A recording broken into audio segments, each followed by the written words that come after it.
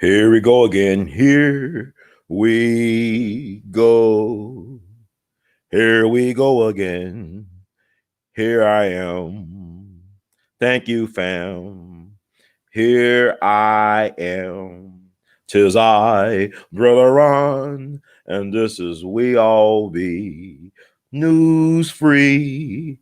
We all be news free. We all be news free for the 21st century. Hey, everybody, greetings. Another black-tastic evening with your brother Ron, also known as R2, C2, H2, the heart of this, and welcome to We All Be News Free Dixie for the 21st century. Y'all know I had to come in about to hit the second Mercury retrograde. Don't be afraid. Caroline, come to the light, Caroline. Don't be afraid, Caroline.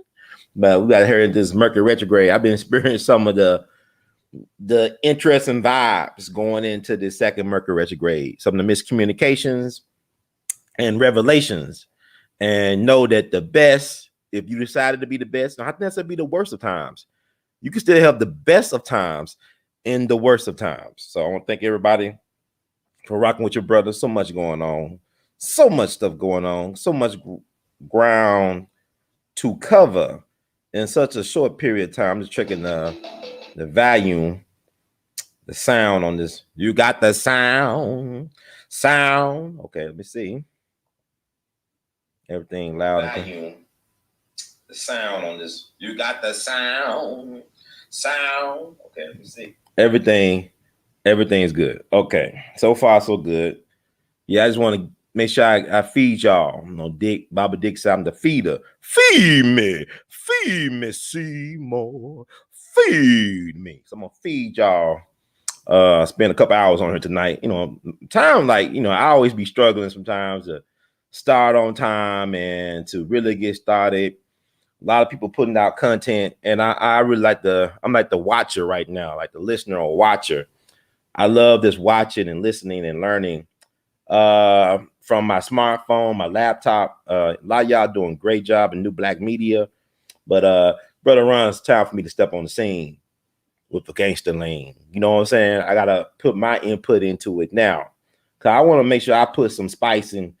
I grew up on a certain type of mama's cooking, so I make sure I got the herbs and seasonings. I'll shopping, make sure I got my checklist. Make sure I got everything I wanted to stir in this pot tonight. Y'all some food for thought, because this is what we do at the highest level. Feed the brain, feed the mind, feed the imagination, so we can empower that behind. So this is what I do, Brother Ron, and We All Be. Let me actually read as we get warmed up. Let me read, they call it the disclaimer. I normally do it at the end. Sometimes I even forget to read it, but I'm gonna read out tonight so I can pass the time. Disclaimer: the views expressed by host and guests on the We All Be TV platform are not the official views, opinions, beliefs, or perspectives of We All Be News or the We All Be Group Incorporated. We All Be News is an organization that thoroughly believes in supplementing the information narrative that is usually supplied by the corporate news entities with those viewpoints and expressions which may be marginalized or ignored for a plethora of reasons. We are about informing the general public on alternative perspectives as it relates to news and information, and letting the general public be the ultimate judge in deciding on how to use said information. Informed citizens are responsible citizens. And thank you for your support. Now, I was at the doctor's office today. You see that thumbnail for this show. Actually, at the examination room of a wound care specialist, I told people that I literally was walking around with a hole in my foot. I actually had a hole in my left foot. I popped a blister, bottom of my foot. Hindsight, I could have did better in terms of dealing with that. I actually brought the Neosporin and all the other stuff, just didn't use it. And then I kept on running on my foot. Like I said, I could run 6 miles in an hour, 6+ miles, So I was doing that for 3 or 4 times a week for several months, couple weeks, not letting it heal properly. So I just kept on re-injuring the wound and getting it infected. So like at the 3-month mark, I'm saying, okay, this ain't getting better. About my 41st birthday, I'm not, no, this ain't getting better. I keep on, it's like it's got infected, swollen red, whatever. So after my birthday weekend, I went to the doctor, got it checked out, got some antibiotics, just got an offload boot. What do you call it? An offload boot. They got this big boot on my big feet, my big foot, as I wear a size 14. So I got a big boot on my big left foot. But been getting great news. I mean, I've been getting some good news so far. I mean, I asked for all that smoke in 2021. I've been getting a lot of smoke in 2021, but I've been responding favorably. I mean, I've been fighting back. I've been hanging in there. So doctors were very impressed that the wound is healing.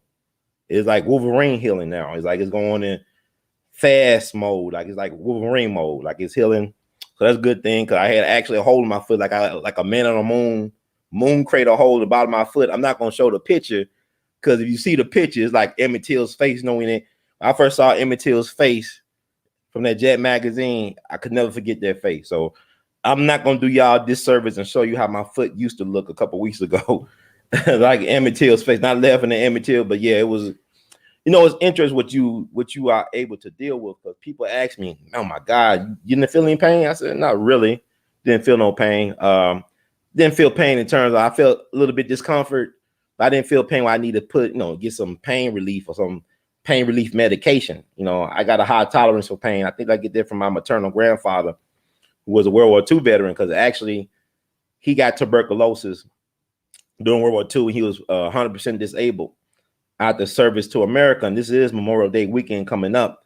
Memorial Day was actually started by Black people, because we start everything. We give America her cultural identity. And so he supposed to be, on medication for the rest of his life. He's 100% disabled. But then I think he didn't start getting his actual veterans pay until like 1955. So he went a whole decade, even though he's 100% disabled, not receiving his pay as a thank you service from America.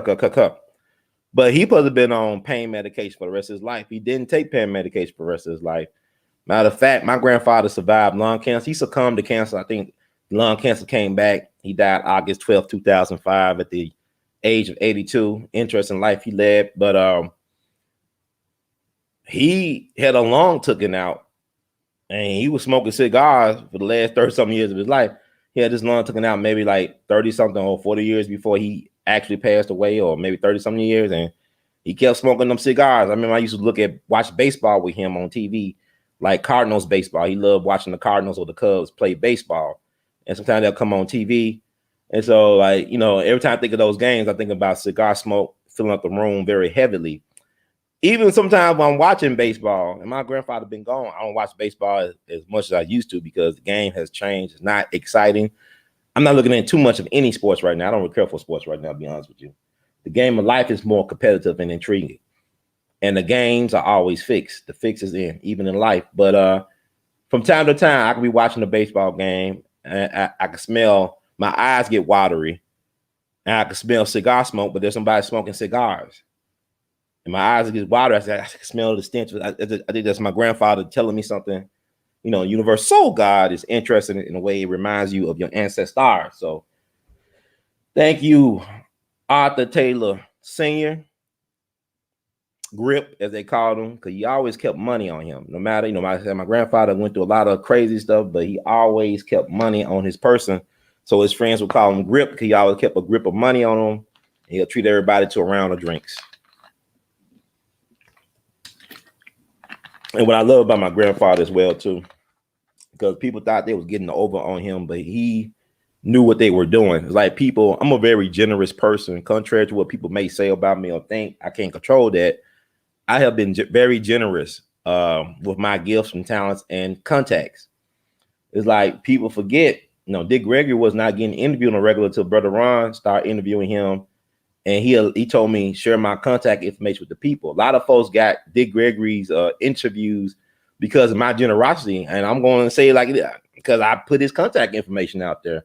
Because he said, put it out there, let them contact me. And he thanked me. He said, you know what, it's people like you, Ron, and the internet that made me bigger than I was in my prime. So thank people for interviewing him, because rarely, if ever, he turned down an interview from anybody. Same thing with look at the rise of Kwame Brown, and I'm really enjoying this rise of this brother. I'm wishing him this amplified blessings. I think he's a very brilliant brother, and we're gonna talk about him as well as some other things about black men, the genius of black men. We are the most envied men on the planet. And people don't even know that we are the trendsetters. And I'm going to talk about a couple of people tonight. We're going to talk about Kwame. We're going to talk about Malcolm. We're going to talk about Miles Davis. We're going to talk about even Willie Bosket or Willie Bosket. Y'all probably never heard of Willie Bosket. Some of y'all might know if you are fans of true crime and all this stuff. You may know about Willie Bosket. But we're going to talk about the most dangerous prisoner in America, allegedly, and the roots of the tree that he comes from. Very fascinating stuff. It's all going to tie in. Because black manhood is on a spectrum. It's like autism. Black manhood is on a spectrum. And also this weekend will be the centennial commemoration or observance of the Black Wall Street Massacre, which happened May 31st through June 1st, 1921 in Tulsa, Oklahoma, in Greenwood community known as Black Wall Street. Was given that nickname by Booker T. Washington, who says like Black Wall Street. It's a very prosperous business and residential community that was destroyed by white idiocracy. It was destroyed by white idiocracy and mediocrity. So we're gonna talk. I'm gonna do share with you some footage I did with me and my sister Mo Thomas, my biological sister Mo Thomas. She helped the videography and photographs. Shout out to her. Gonna show you a little bit of stuff we covered, and also over this weekend into Monday, we'll do probably a couple of shows dedicated to studying and remembering the sacrifices and Black lives lost during the Tulsa Race Massacre of 1921. You dropped the bomb on me, baby. Okay. So it is fascinating to be alive in 2021 and also to be a black man alive in 2021. And like I want to feed the people. A lot of times I wanted to go live yesterday in honor of Brother Miles Davis, or Sir Miles Davis, his 95th birthday. And sorry, let me just wait off. It's funny how you get older, or as I get older, I'm learning how to be more in tune with my body, to listen to my body, to listen to my inner voice, my universal voice in my head, and really start, what, Ron, what's the rush? Just do it when you are ready and feel inspired to actually do it. Don't do it because, so-and-so birthday's today, or this is the anniversary date of this and that. That's how my mind works. I got a whole bunch of anniversaries and all these dates in my head, and I would love just to share all the information I have with the people, but I got to put my pants on one leg at a time. And only so much I can do, but I love doing it. But yeah, so tonight I'm gonna sprinkle my season on my mama's cooking and make it, and hope y'all like it. If you don't like it, that's fine, because I'm eating. See, I cook for me first before I cook for anybody. I cook for me. So with that said, like I said, I like to watch other people's shows, but people ain't touching on the stuff I'm about to touch on right now. Tied on in. And don't be surprised when people start touching on it, because I know I got that effect. It might not pop up in the subscribers or in the analytics. And I don't trust the analytics or the subscribe. I don't know what's going on with all this stuff. Numbers don't lie, but people have agendas. Numbers don't lie, but people have agendas. But I do know this. I'm going to do what it do till the wheels fall out. I'm going to be doing me. And I'm going to stay in my lane and do the things I want to do. And I'm going to stay in my kitchen and cook the way I want to cook.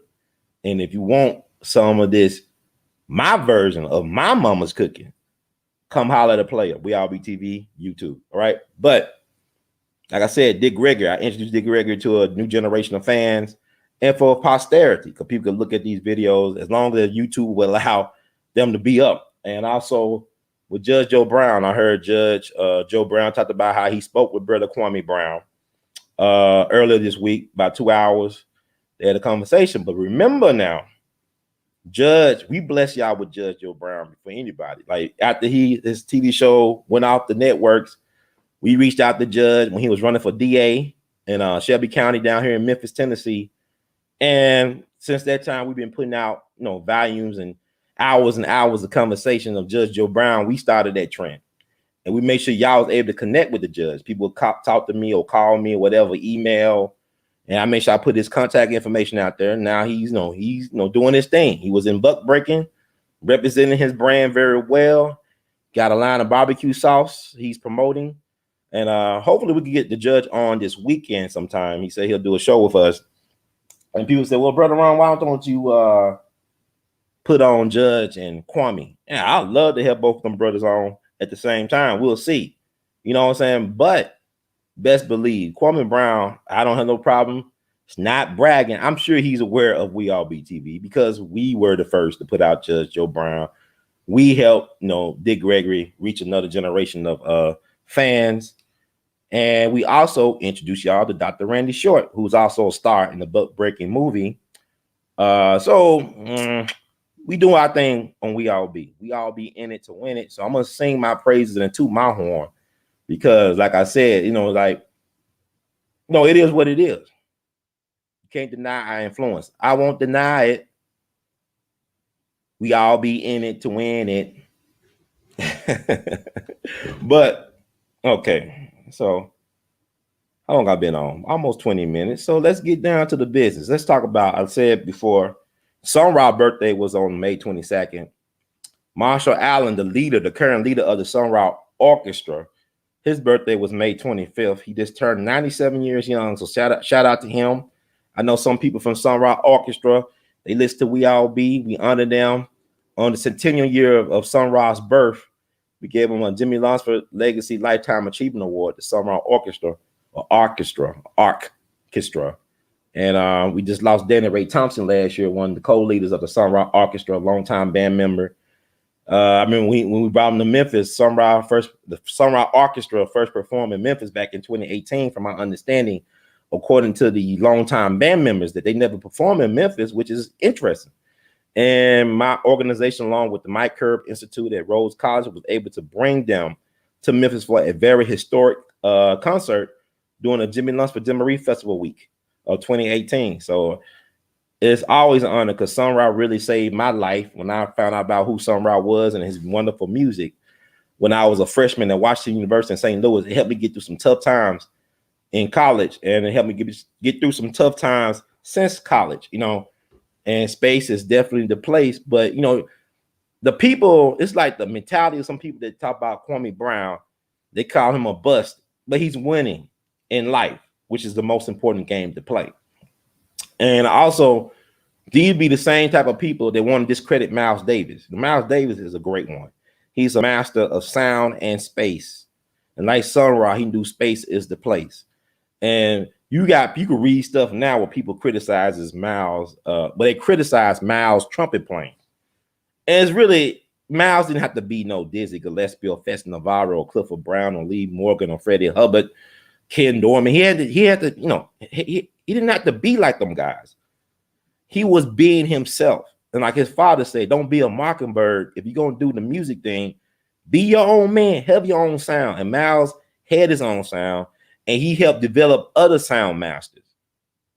A lot of the most brilliant and technically proficient musicians who ever walked this planet give a lot of credit to Miles, helping them develop themselves. People like John Coltrane. You'll even have a Sonny Rollins, great saxophone titans. A lot of cats, Herbie Hancock. Miles didn't have to play the most notes or hit the highest notes. He just played himself.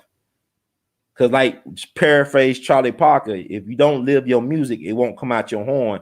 And Miles Davis lived every note, chord of his music. So I thank the righteous ancestor. And people talk about, well, he did this to people. Everybody got a dark side. Everybody got a light side. And everybody ain't going to be everybody's hero. And like Tina Turner said in Mad Max, are saying, we don't need another hero. I don't need no more heroes or she-roos. You just need to be the hero or she-ro that you're looking for and save yourself. And by you saving yourself, you save other people. Because really, to be yourself is to save yourself. So we're gonna talk about mouths because I know George Floyd, the anniversary of that, and I want to talk about George Floyd, but I'm gonna save it for I guess the next show. Come and talk about black manhood on the spectrum, and we're gonna talk about the George Floyd thing because I can recall where I was at before I knew George Floyd was dead on May 25th, 2020. Actually, downtown, the I Am a Man Plaza, the monument dedicated to Dr. King. I met a brother who kind of like a youth counselor and also a boxing instructor, and I interviewed him. I have yet to put it out on the WeRB TV platform, but he was a very inspiring brother. He was a boxer from Chicago, and he was training. He was trying to raise money to train young people how to box instead of how to shoot guns. He wanted to teach the young folks how to box.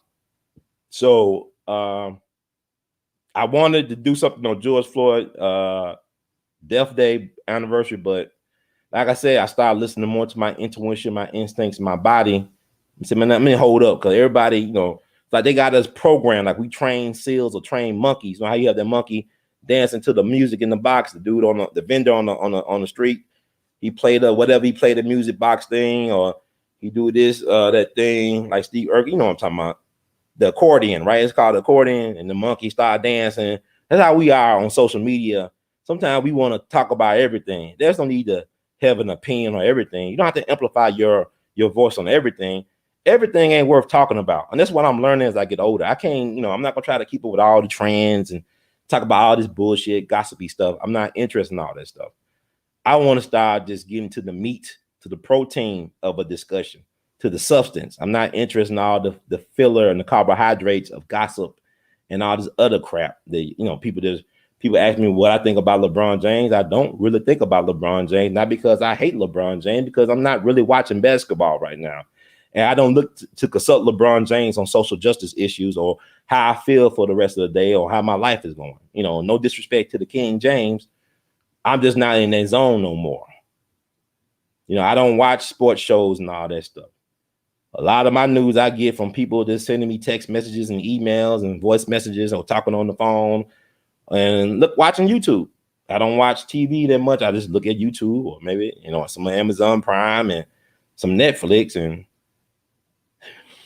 keep a lot of things to myself, contrary to popular opinion or belief. Like I said, I could listen to people without saying a mumbling word. People have been asking me to be on their shows. I said, why don't you just develop yourself? I want to encourage other people, though. Sometimes just go live on your own. You don't need a entourage, man. It's like Kwame Brown talking about the go along, get along game. It's a song that Tupac had with the Outlaws. You ain't nothing without your homeboys. You know what I'm talking about? That came out on that Still I Rise album, Tupac and the Outlaws, I think back in 99, because I brought a CD back in December 99. My sister brought the latest DMX CD from, I forgot the music stores in the Mall of Memphis. Mall of Memphis do not exist any longer. They not that bad boy now. So that was like 20-something years ago. And he had a song on there, you ain't nothing about your homeboys. I'm just paraphrasing it, because I think it's maybe cursing or something. You ain't nothing without your homeboys. You different. You Johnny Dangerous with your people. But when you by yourself, you quiet as a church mouse. My thing is, when you by yourself, be as loud as possible. Amplify your voice. So like I look at people, they do their little Zoom or they StreamYard. They got a whole posse of people, and I just said, just do you. It's like stand up. Be you. Be courageous. Sometimes you're going to bomb. Sometimes you're going to succeed. Sometimes you might get that standing ovation. Sometimes you might get people unsubscribing. Just be yourself and see what happens. That's all I can tell people. Just be yourself.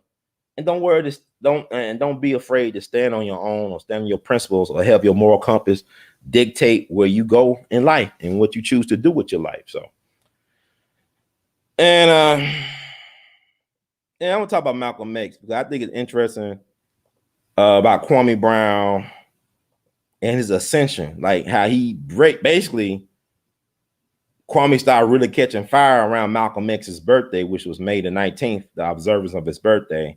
And also the same day that Paul Mooney became a righteous ancestor. So I just want to dig in the crates on that one. I think it's fascinating. And that's me back in May of 2015, celebrating Malcolm X's birthday in the same place where he was slain. the Audubon Ballroom, which is now known as the, I think, Betty Shabazz and Malcolm X Center, something like that. You dig it? But that's me standing in front of the mural in the site where they murdered Malcolm X, where they assassinated Malcolm X before his family. And I just want to make this point because people were talking about that Kwame was unsuccessful in his basketball career, that he was a bust. You know, they said the same thing about Malcolm. They said Malcolm was a bust. You know, Kwame's 39 right now, and Malcolm was 39 when he got killed in front of his family.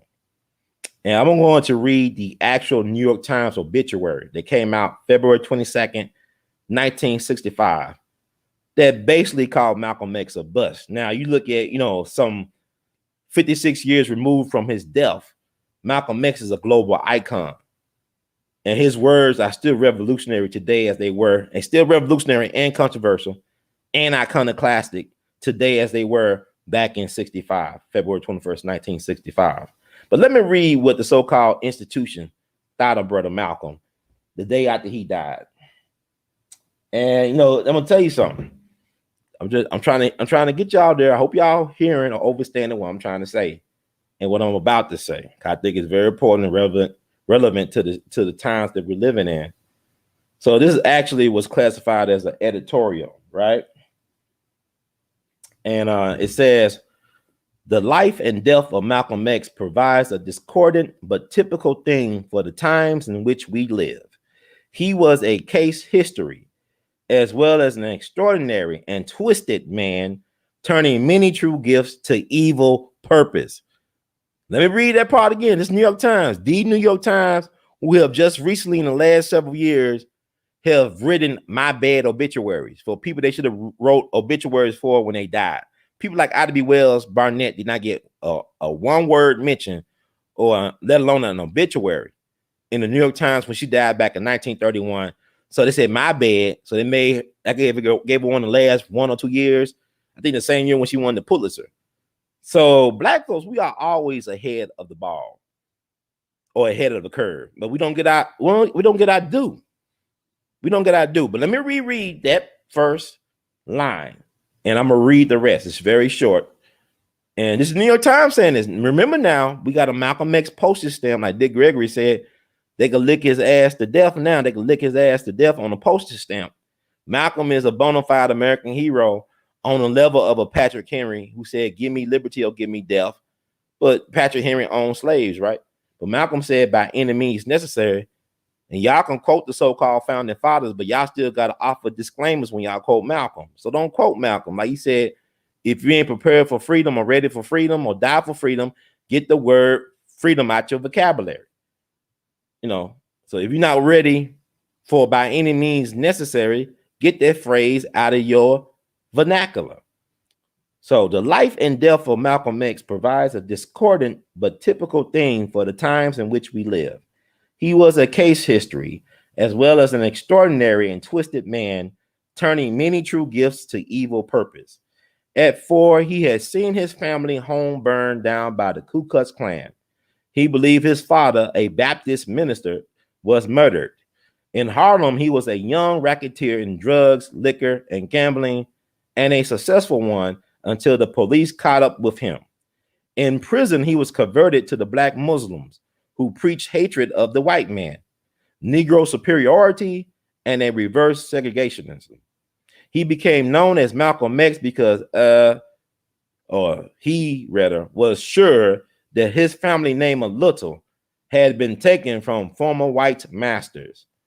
Malcolm X had the ingredients for leadership, but his ruthless and fanatical belief in violence not only set him apart from the responsible leaders of the civil rights movement and the overwhelming majority of Negroes, it also marked him for notoriety and for a violent end. It stood to reason that he could not remain number 2 to Elijah Muhammad's number 1 among the black Muslims. So last year, he broke away and started his own extremist movement, the Organization of Afro-American Unity, some of whose members saw him being gunned down yesterday in Manhattan. Malcolm X's life was strangely and pitifully wasted. Or we would say busted today, right? But this was because he did not seek to fit into society or into the life of his own people. He could not even come to terms with his fellow black extremists. The world he saw through those horn-rimmed glasses of his was distorted and dark, but he made it darker still with his exaltation of fanaticism. Yesterday, someone came out the darkness that he spun and killed him. The murder of Malcolm X demands an investigation, even if it was a fanatic's act, and the fringe of fanatics has no trouble acquiring weapons for violence. But this murder could easily touch off a war of vengeance of the kind he himself fomented. It would take alertness and vigilance on the part of the police, especially in view of the ease with which lethal weapons are available, to make sure that violence is avoided.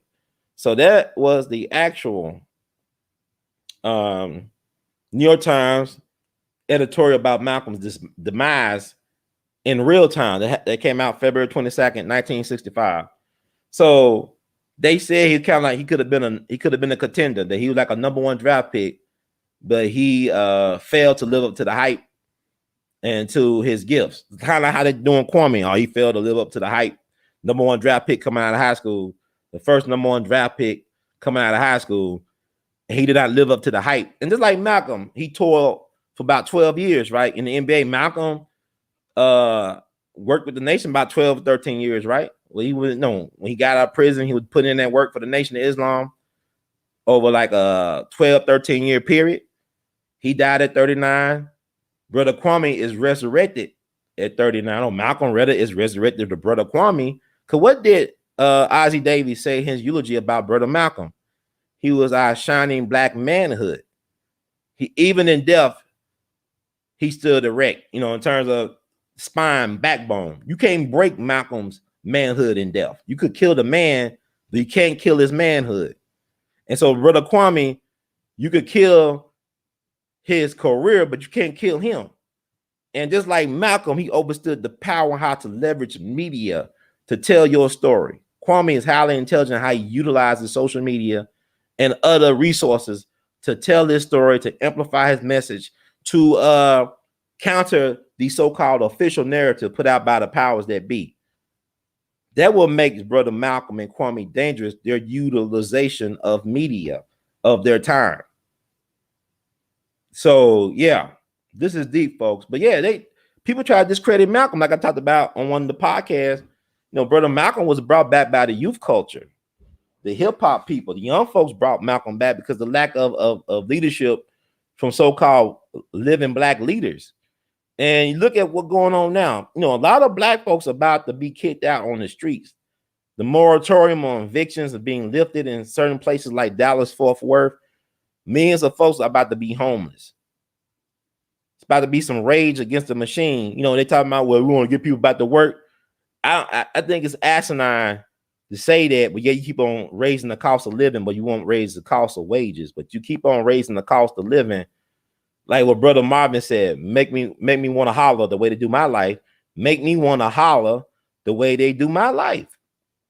So yeah, that's what the New York Times said about Brother Malcolm. Kind of hard to believe today, right?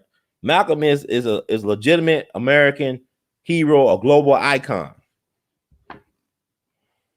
He's bigger than the New York Times. You understand? You understand? He's bigger than that.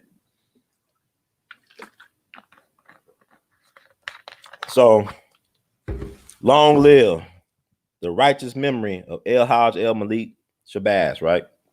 However, how y'all say, you Malcolm purists out there. Oh, Brother Rum, Mr. L. Okay, whatever.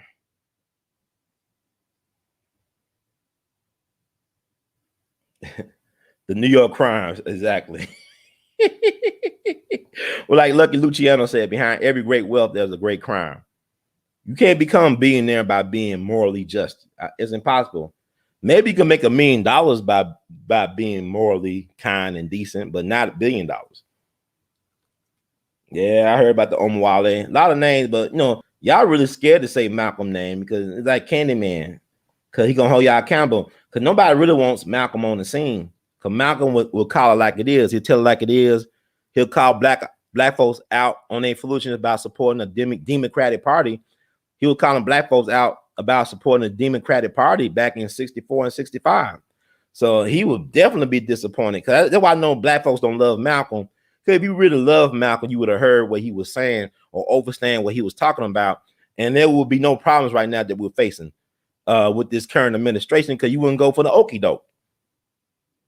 Malcolm had more political intelligence than we do today. But yet y'all don't love Malcolm, because y'all not honoring his memory by putting yourself first. Malcolm wanted black folks to put themselves first. Y'all not honoring his memory because, like, first of all, he ain't a Christian. So I guess if Malcolm was a Christian, y'all might consider listen to what he had to say. But Dr. King was a Christian and he got shot in the face. And we still struggling with the same stuff. People, I don't care. People ask me, Brother Ron, let's do a panel discussion. I don't want to talk about this shit. No disrespect. I don't need to do all the podcasts in the world to talk about the same old problems we've been facing for decades and generations. Sometimes talk ain't really worth talking. Action is required. When y'all want to talk, action is required. That's all I'm gonna say on that. But yeah, Malcolm, he's a rarer breed today, but I think it's going to change. There's a paradigm shift happening because black women, y'all can't do it by yourselves. Y'all have shown yourselves. We have seen the black girl magic, and we've seen what has transpired for these years and decades since the 60s. And the black women can't get it done by themselves. It takes the black family to get it done. It's going to take black men to want to be men again, and stop letting your smaller head dictate the desires of the bigger head. Stop letting your smaller head dictate the desires of the bigger head. It's time for us to get a clearer vision on where we want to go, and we'll get there faster as a people. So I'm all for a united front, but I'm not all for working with every black person there is. Let's not get it twisted, because y'all want unity at all costs. I don't care for unity at all costs, because a sinking ship is a sinking ship, damn it. I don't care. We all unified. We're going to sink together. We're going to float together. We're going to die together. But what I'm saying is, develop your own code. Stop looking for somebody to tell you what to do. Tell yourself what to do. Get a relationship with yourself. Get a better understanding, intuition of yourself. I'm just tired of people talking about, well, I like what so-and-so said, but he did this. I don't care about if my mailman is doing his job and delivering my mail. I don't give a damn if he's a crackhead. I don't care what he does on his personal time. I'm not following him around on his route. Just deliver my mail to my mailbox and keep it moving.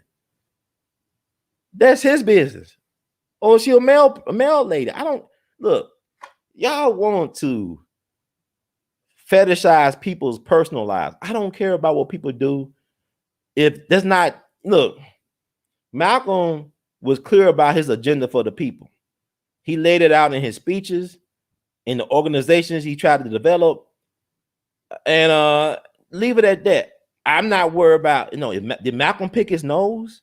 Did he scratch his ass? Probably did. I don't care. I remember we're gonna speak on Miles Davis tonight, and somebody, it was a TV show or something, or a talk show. Somebody asked him a question from the audience about John Coltrane, about the experience he had with John Coltrane. He said, yeah, I saw him pick his nose and eat the booger.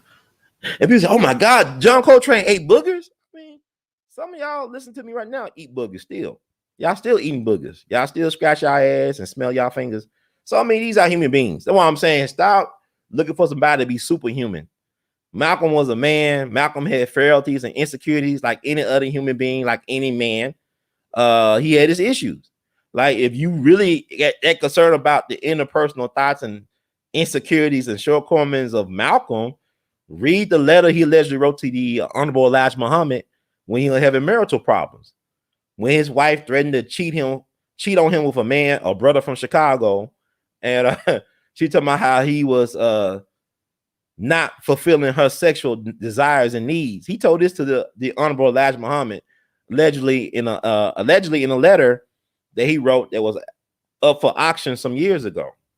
And I read that letter, and he was talking about how it was disappointing to hear his wife say those things about his sexual performance, because he told Elijah allegedly in the letter, that as a pimp, he understood the psychology of what she was doing. that even if he was really pleasing her, the fact that she planted that seed of doubt in his head, it can't be undone.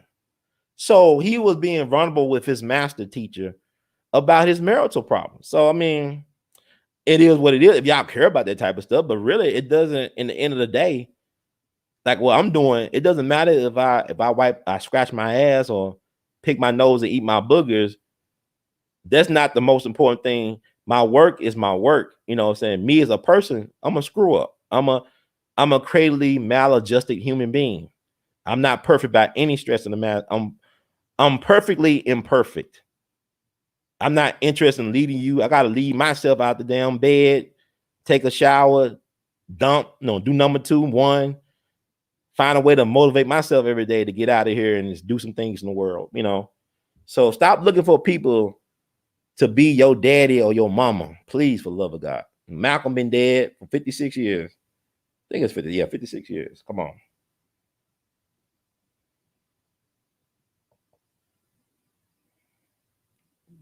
Have 5 blessings, brother Rashawn Green. We love you madly.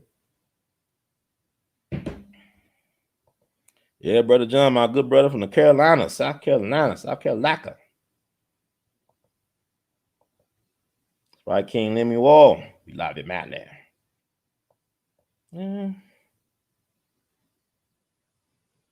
You know, you make some interesting points in that, Sister Sunshine, Callie Sunshine. Thing about religion is not for revolutionaries. I mean, in terms of you think about it, you know, Karl Marx said religion is the opiate of the masses, right? It's used to control and to keep people docile. Like religion is one of them things where you're looking for one great moral leader to lead you to wherever you want to go. You don't want no accountability for your sins and stuff like that. Like I said, if Jesus came back, people want to lynch Jesus again because, oh my, the hell, Jesus telling us what to do. Who the hell he think he is? The Son of God? I don't give a damn. Look, stop telling me what to do, Jesus. Stop telling me what's right and wrong. I'm tired of it. I'm sick of it. Yeah, we like the wine and we love the fish with the cheddar biscuits like we had Red Lobster, but we don't want you to tell us what to do, Jesus. Stop calling me on my shortcomings, Jesus. See, people will treat Jesus how black folks treat black supervisors on the job. Because I was a black supervisor of an all-black crew. I know how black folks treat other black folks in authority. We don't respect them. Oh my God. I remember reading about James Reese Europe, the great band leader, one of my heroes, James Reese Europe. You know, I did search in a book about James Reese Europe called The Jazz Lieutenant. I remember reading a book or something about James Reese Europe. You know, he helped organize the black musicians into a union, the Clef Club Union, back in 1905. This dude was making like millions of dollars in today's money on an annual basis because the way he organized black musicians on the East Coast, man, everybody was eating, man. The black musicians looked at him like he was like a Dr. Martin Luther King Jr. or Booker T. Washington, according to one of his proteges, Noble Sissel. Oh, I think it was Huey Blake that said that, like, they look at James Reese Europe as being like the Dr. King and the Booker T. Washington of the black musician in America. He was very ambitious, but we lost him at the age of what, 39 years old. He was killed by his black drummer, Herbert Wright, during a concert, May 9th, 1919, up in Boston. But he was on a gig at this, because his clientele was like some of the program, the Mayflower people. Y'all call them the Mayflower elites, like the Vanderbilts and stuff like that, the Wanamaker's, the elite white families, right? They were hiring them, but I think I read a story where they said the black servants in one of these Mayflower families, black servants didn't like them, didn't like James Reese Europe. They thought they was uppity. They thought, why they take advantage of the good white folk? I remember reading that allegedly one of the black cooks served James Reese Europe and his men like dirty dishwater, and they called it soup. They said it was soup, but it was dirty dishwater. And James Reese Europe and them, he ate it like it was actual soup. He didn't give a damn. He's, I'm making this money. He already knew how his people were. I mean, James Reese Europe's from Mobile, Alabama, but he was raised up in Washington, D.C., so he understood the psychology of black people. So with that said, our people, the nation, Malcolm helped build that nation. Malcolm created the black newspaper, Muhammad Speaks. Now, you know, Farrakhan got his final call. Farrakhan is a product of Malcolm X. You know, he learned how to speak, watching and listening to brother Malcolm. You know, when Malcolm got kicked out the nation, who took over Temple No. 7 in New York? Farrakhan. And also Farrakhan's from Roxbury. neighborhood in Boston, you know, and Malcolm's sister, I call her Ella Baker. I meant to say Ella Collins. I know y'all get, he said that Malcolm's sister was Ella Baker. I knew that brother's lying to us. Now I'm a human being. I make mistakes. I get ahead of myself. But yeah, Ella Collins, the one who was his benefactor, right? She had a home, she got a home, is a home in Roxbury, which now is a historical landmark. It's the Malcolm and Ella Collins house, I think, something like that. You know, I talk to Malcolm's nephew from time to time, every blue moon, Ronell Collins, and I think I'm long overdue for a conversation with our brother Ronell Collins, who grew up with brother Malcolm in his house, because he's the son of Ella.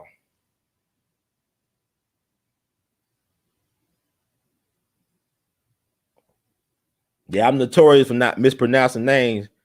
Well, I appreciate you. We love you madly. Well, human beings are made to believe. We are hardwired. That's why religion is so powerful, because we are made to believe in things bigger and so-called greater than ourselves. And we worship celebrities. Like number one news over here is celebrity gossip news. It's not investigative journalism.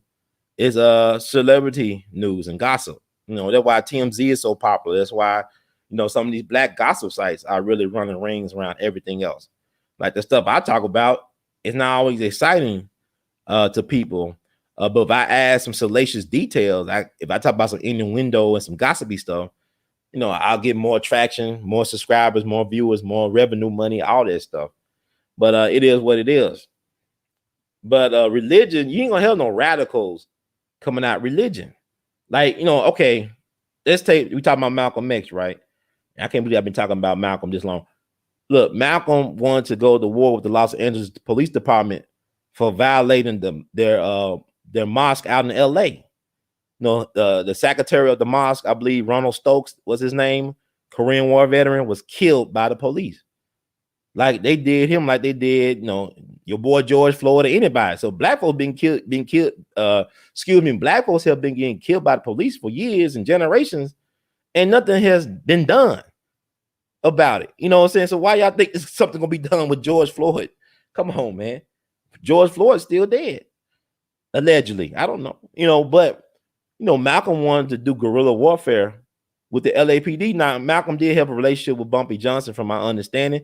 Malcolm was Detroit Red. He knew Bumpy back in the day. Bumpy respected Malcolm. Bumpy Johnson is an interesting guy. Guess where he's from? Bumpy Johnson's from Charleston. Who else from Charleston? Kwame Brown. Who else from Charleston? Digmark Vesey or Vesey. Some people say VC, some people say Vesey, and they're both right. Like Roosevelt. So you got some strong black dudes from the Carolinas, in particular Charleston. Kwame Brown, he going hard in the paint right now. But also Denmark Vesey, Mother Emmanuel Church, that got shot up by that white boy, Dylan Roof, back in June of 2015. Then also you have Bumpy Johnson, the gangster. He was born in Charleston. So Malcolm wanted to go to the mattresses, like the mob would call hitting the mattresses, like the Sicilians and all that stuff. The Italian mob, when they go into war in the streets, guerrilla warfare, they call hitting the mattresses. Because they get into, like, you know, buildings, abandoned buildings or whatever, apartments, and they'll, you know, have mattresses on the floor, and they'll be camping out the spots and sites of their enemies, sometimes for weeks and months before they make their final move or make their major move. So Elijah said, Brother Malcolm, Allah will take care of the devil. No need for us to be valiant, Brother Malcolm. No need to go to war with the white man, Brother Malcolm. Allah will take care of the black man, Brother Malcolm. Well, it says, like, you know, we making too much money right now, because there was the golden era of the Nation of Islam. You know how the mob had their golden era back in the day in the 40s and 50s. They were like the heyday of the mob, the Italian mob in New York. The Nation of Islam had their heyday back in the 50s and the 60s. You know, Elijah Muhammad was making a lot of money, had a lot of businesses thriving, booming. And why I'm gonna mess up my cash flow because a couple of soldiers get killed? You don't stop a war because a couple of soldiers get killed, right? I mean, you know, Uncle Sam, this is a death machine. You know, it makes money off of fear and death. Power is accumulated through fear and death. So, you know, Malcolm was disappointed. His hands were tied. He talked all this stuff in the pulpit about, you know, taking out these devils and all this stuff by any means necessary and all this, But his leader, his master teacher said, we're not going to war with the police. it's bad for business. It just kind of like, it reminds me, you think about when Dutch Schultz, the Jewish gangster Dutch Schultz, wanted to take out Thomas Dewey, the DA that was coming hard on the mob, right? He went to the commission and said, let's take this dude out. And then the Mad Hatter, Albert Anastasia, who was co-leader of Murder Incorporated. I ain't talking about no Ja Rule. I'm talking about these are the hitters, like the Italians and Jews, the contract hitman for the mob, the enforcer wing of the mob. He was staking out and watching Thomas Dewey's daily movements. He said, yeah, we could take him out. It could be done. But guess who vetoed all that? Lucky Luciano and Louis Lepke Buckhalter, the other leader of Murder Incorporated, you know, who ran the union garment industry and all that stuff. Very powerful labor union leader and also mobster, Louis Lepke Buckhalter. And Lucky Luciano said, we can't do that. Instead, they took out Dutch Schultz. They thought he was going to do it. And guess what? Dutch Schultz was right, because Lucky Luciano ended up going to jail. They sentenced him to almost 50 years in prison, 36 to 50 years in prison for white slavery charges, for being one of the biggest pimps in America. That was Thomas Dewey doing it with the help of his assistant, Eunice Carter, the great black lawyer, one of the first black woman lawyers to pass the bar in New York State.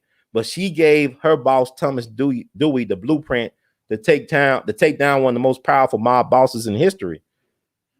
And Thomas Dewey, to thank Lucky Luciano, put his ass in prison. And he served about 10 or 11 years of that sentence, because he was sentenced to 36 to 50 years in prison for white slavery charges. And then Thomas Dewey put Louis Lepke Buckhalter in the lecture chair. You know, Louis Lepke Buckhalter went to the lecture chair, I believe, I want to say it was March of 1944. I keep on thinking it was March the 3rd, 1944. Maybe March the 2nd or March the 4th. Y'all can look that up. He, to this day, has been the only major mob boss to ever be put to death via the lecture chair. He was the only mob boss to be put to death via the lecture chair. And then the sad thing about Louis Lepke is that he tried to make a deal with Thomas Dewey. He had some powerful information on Franklin Roosevelt, because Thomas Dewey was running for president of the United States. He ran for the president of the United States back in 1944 and 1948 on the Republican ticket. You know, there's that famous picture where Harry Truman holding up that newspaper saying Dewey defeats Truman, one of the greatest upsets in presidential history. So, but also Thomas Dewey went to law school with Paul Robeson. They was in the same class. Because Paul Robeson was a lawyer too. So it is interesting to think about this. So he probably didn't know till later that them guys that he actually put in prison and in lecture chair saved his life. So, but Malcolm hands were tied being in a religious organization. And so once he left that organization, he was more of a threat, because he was willing to work with anybody to do things, like he said, by any means necessary. So yeah, so I spent about almost an hour on Malcolm. Wow.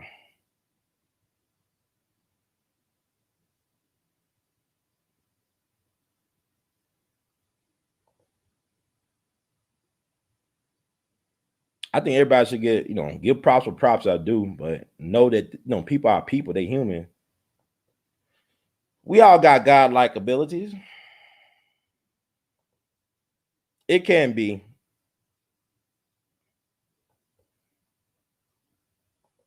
Good evenings. Thank you for tuning in and tuning out at the same time.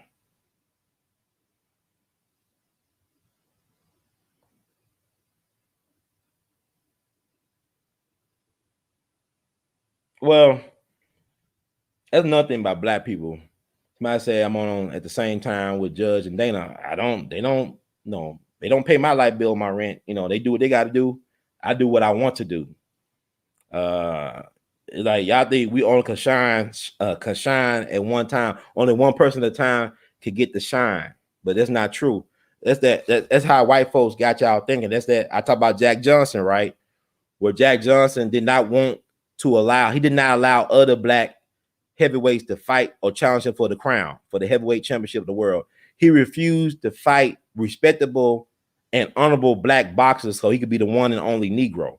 See, that's the downside of Jack Johnson, because he didn't want to let his brothers have an opportunity to challenge him for that belt. He'll let the white man hit all his great white hopes challenge him for that belt. It's like, we got to get that mentality that only one person at a time can shine. We all can shine. We all got light. We all need to amplify our light. We all doing light work. So with that said, don't worry about what everybody else doing. Just do your thing. Just do you. Cause I don't check in with people when I want to go live, because I'm an army of one, to be honest with you. Me, myself, and I.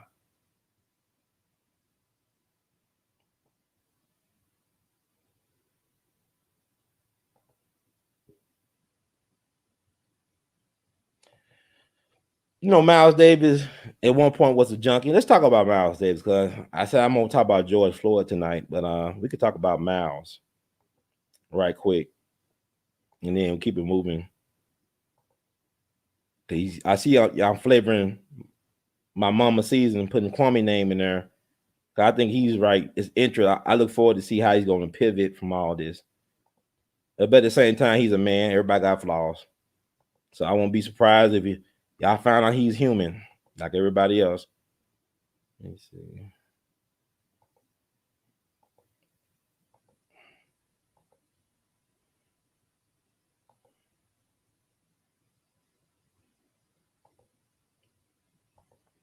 I already showed that.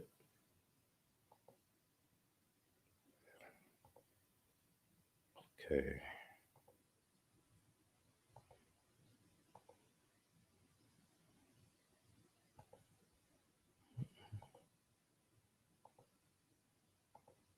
I want to talk about this because Miles Davis' birthday was yesterday.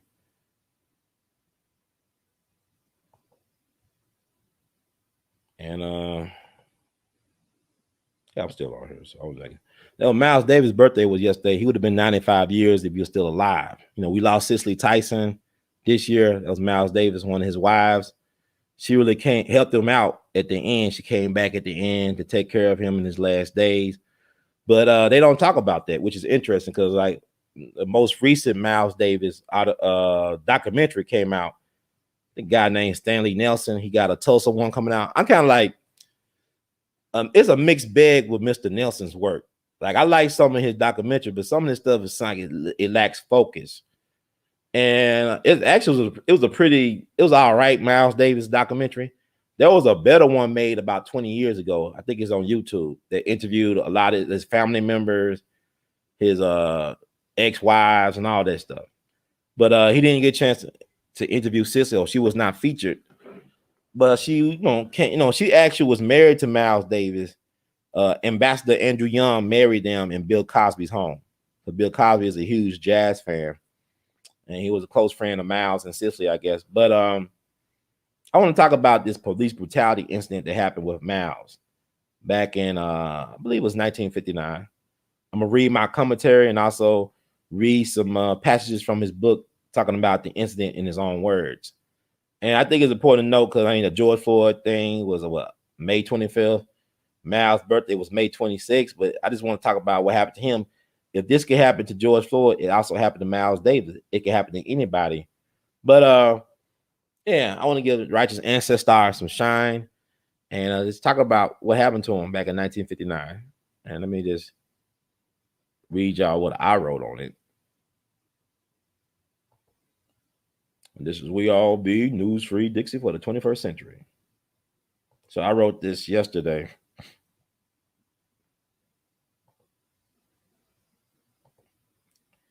Happy 95th Life Affirmation Day observance for the righteous ancestor, Miles Davis, one of the coolest and most original human beings to have ever graced the planet Earth with so much style and that recognizable, immortal, otherworldly, and haunting blue brass trumpet sound.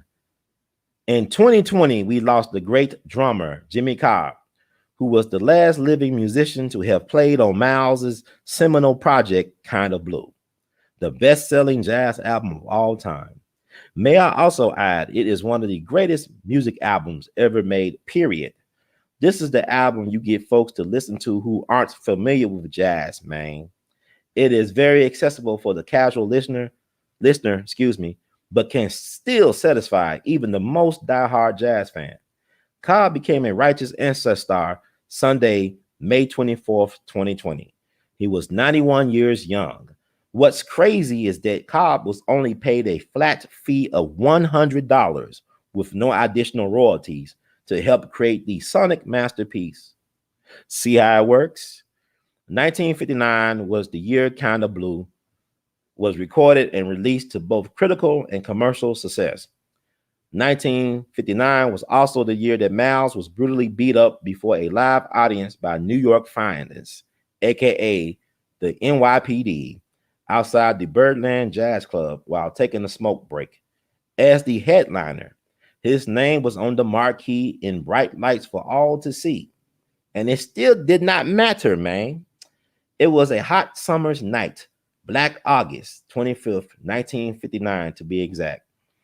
I wanted to share this story in light of what has happened to Ahmaud Arbery, Breonna Taylor, Sean Reed, George Floyd, and so many others last year.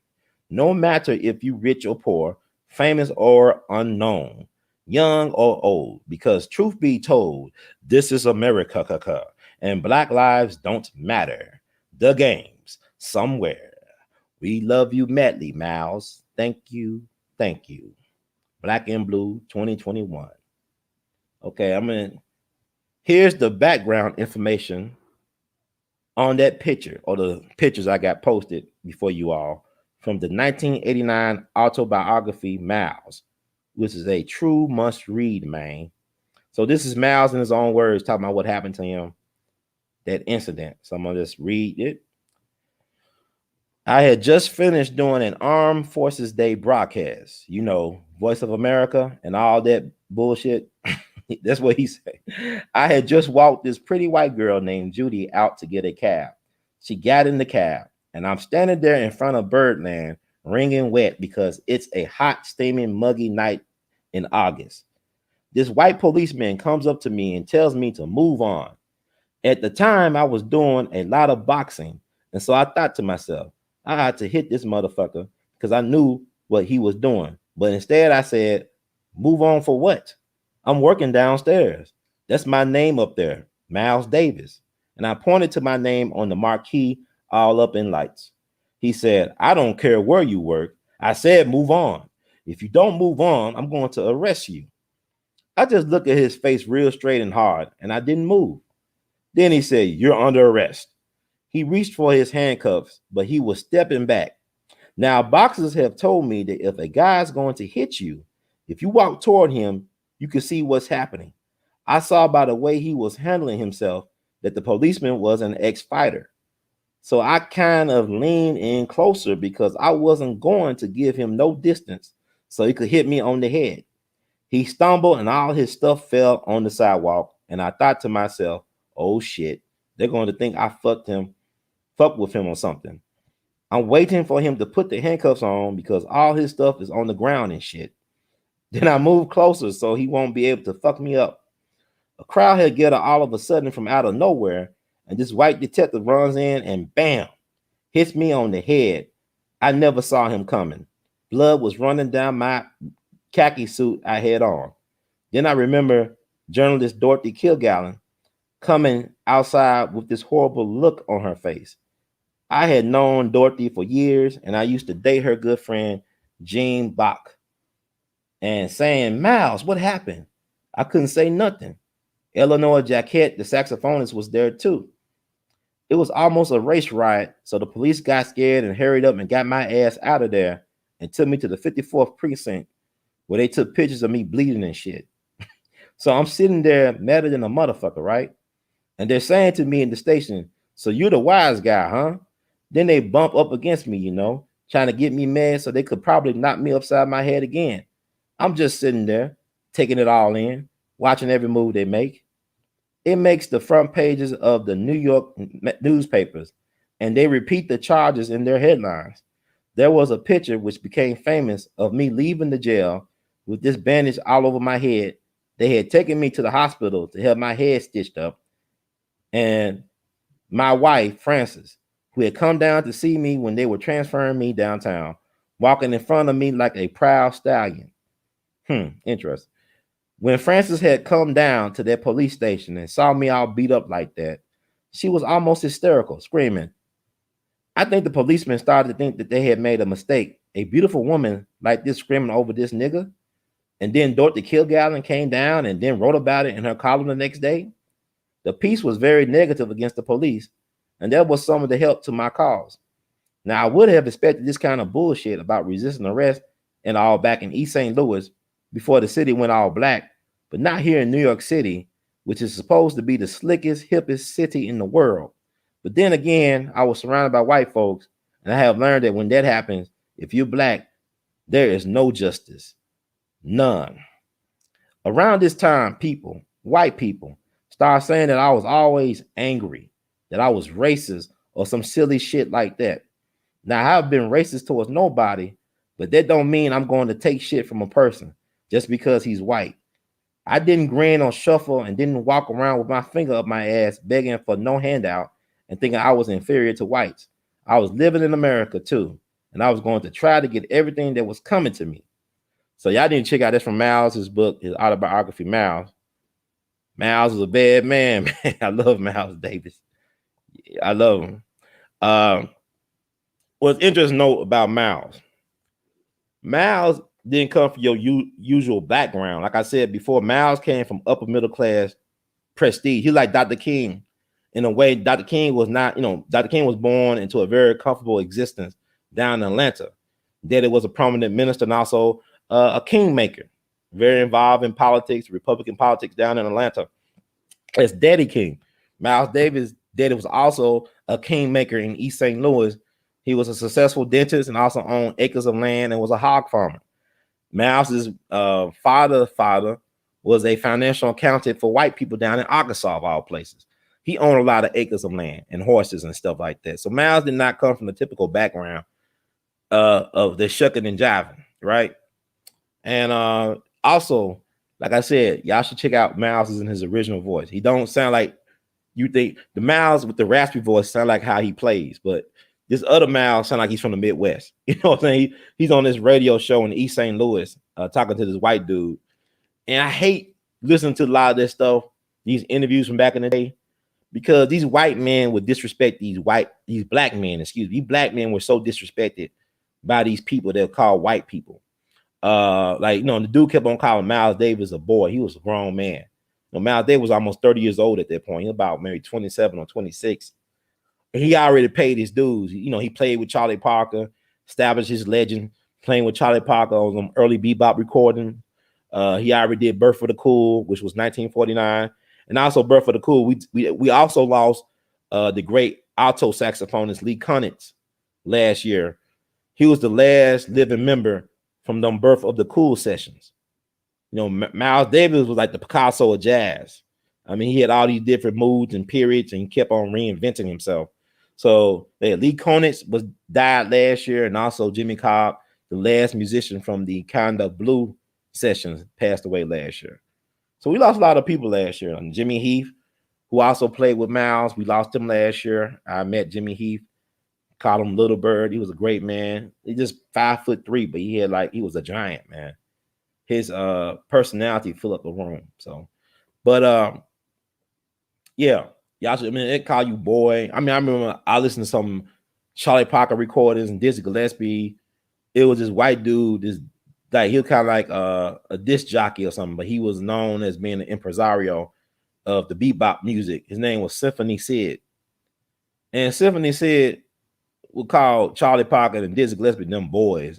Damn, calling them boy, they men. And then Charlie Parker was slick with it because his name is Symphony Sid, right? Then when he said something to Charlie Parker said something like, "Okay, Symphonic Sid." He was he did a put down. It's the way he said it. But but Miles is, he was an angry black man. He was a brilliant. To be angry, it just means that you are alive. I think it's unrealistic for people to think that black men don't supposed to have no emotion. You're supposed to have emotion. You're human. If you say something about a grievance on an injustice, kind of like, what happened with Dominique Wilkins last week. I think he went down. Dominique Wilkins was one of the most important athletes in the history of the state of Georgia. Dominique Wilkins is a legend. He's like, he should be well recognized in Atlanta. I mean, he played for the Atlanta Hawks. He played his college ball, I believe, down in Georgia. Dominique Wilkins was amazing. They called him the human highlight film, but he was disrespected at a allegedly high class restaurant down in Atlanta. So, I mean, no matter how famous you are, how many zeros you got in the bank, they're going to treat you a certain way. So, you gotta know your worth and protect your manhood at all costs. So, Miles, I love Miles Davis for that. But read his autobiography. It's worth reading. And the guy who helped wrote that autobiography, Quincy Troop, is a great poet. He's from East St. Louis, I believe. I want to say he's from East St. Louis. I know he's from that area. And I met Quincy Troop years ago when I was in college. I braved the St. Louis snow, went to the Sheldon Art Galleries down, in St. Louis, and met Quincy Troop. Went to a speaking engagement at the Sheldon Art Galleries and Concert Hall. And I took a picture with him. And I met him a couple of times around that time. I saw him a second time at the, I think, Langston Hughes Poetry Festival. He did an event at WashU, and Oscar Brown Jr. did his thing. And I met Oscar Brown Jr. This right before I graduated. And I gave him a print of one of my artwork. And he was so amazed and impressed by the artwork. He gave me his personal contact information. He said, look, man, come to Chicago, look me up. Here's my number. And I never pursued it. And then next thing I know, he dead. He died a couple years after that. I didn't know who Oscar Brown Jr. was, but he was impressed with my artwork. I just never followed up with it, And I wish I had followed with it because I found out who he was later on. So, but anyway, it is what it is. Life is life. But yeah, check out that autobiography with Miles Davis. So let me see. What else I want to talk about?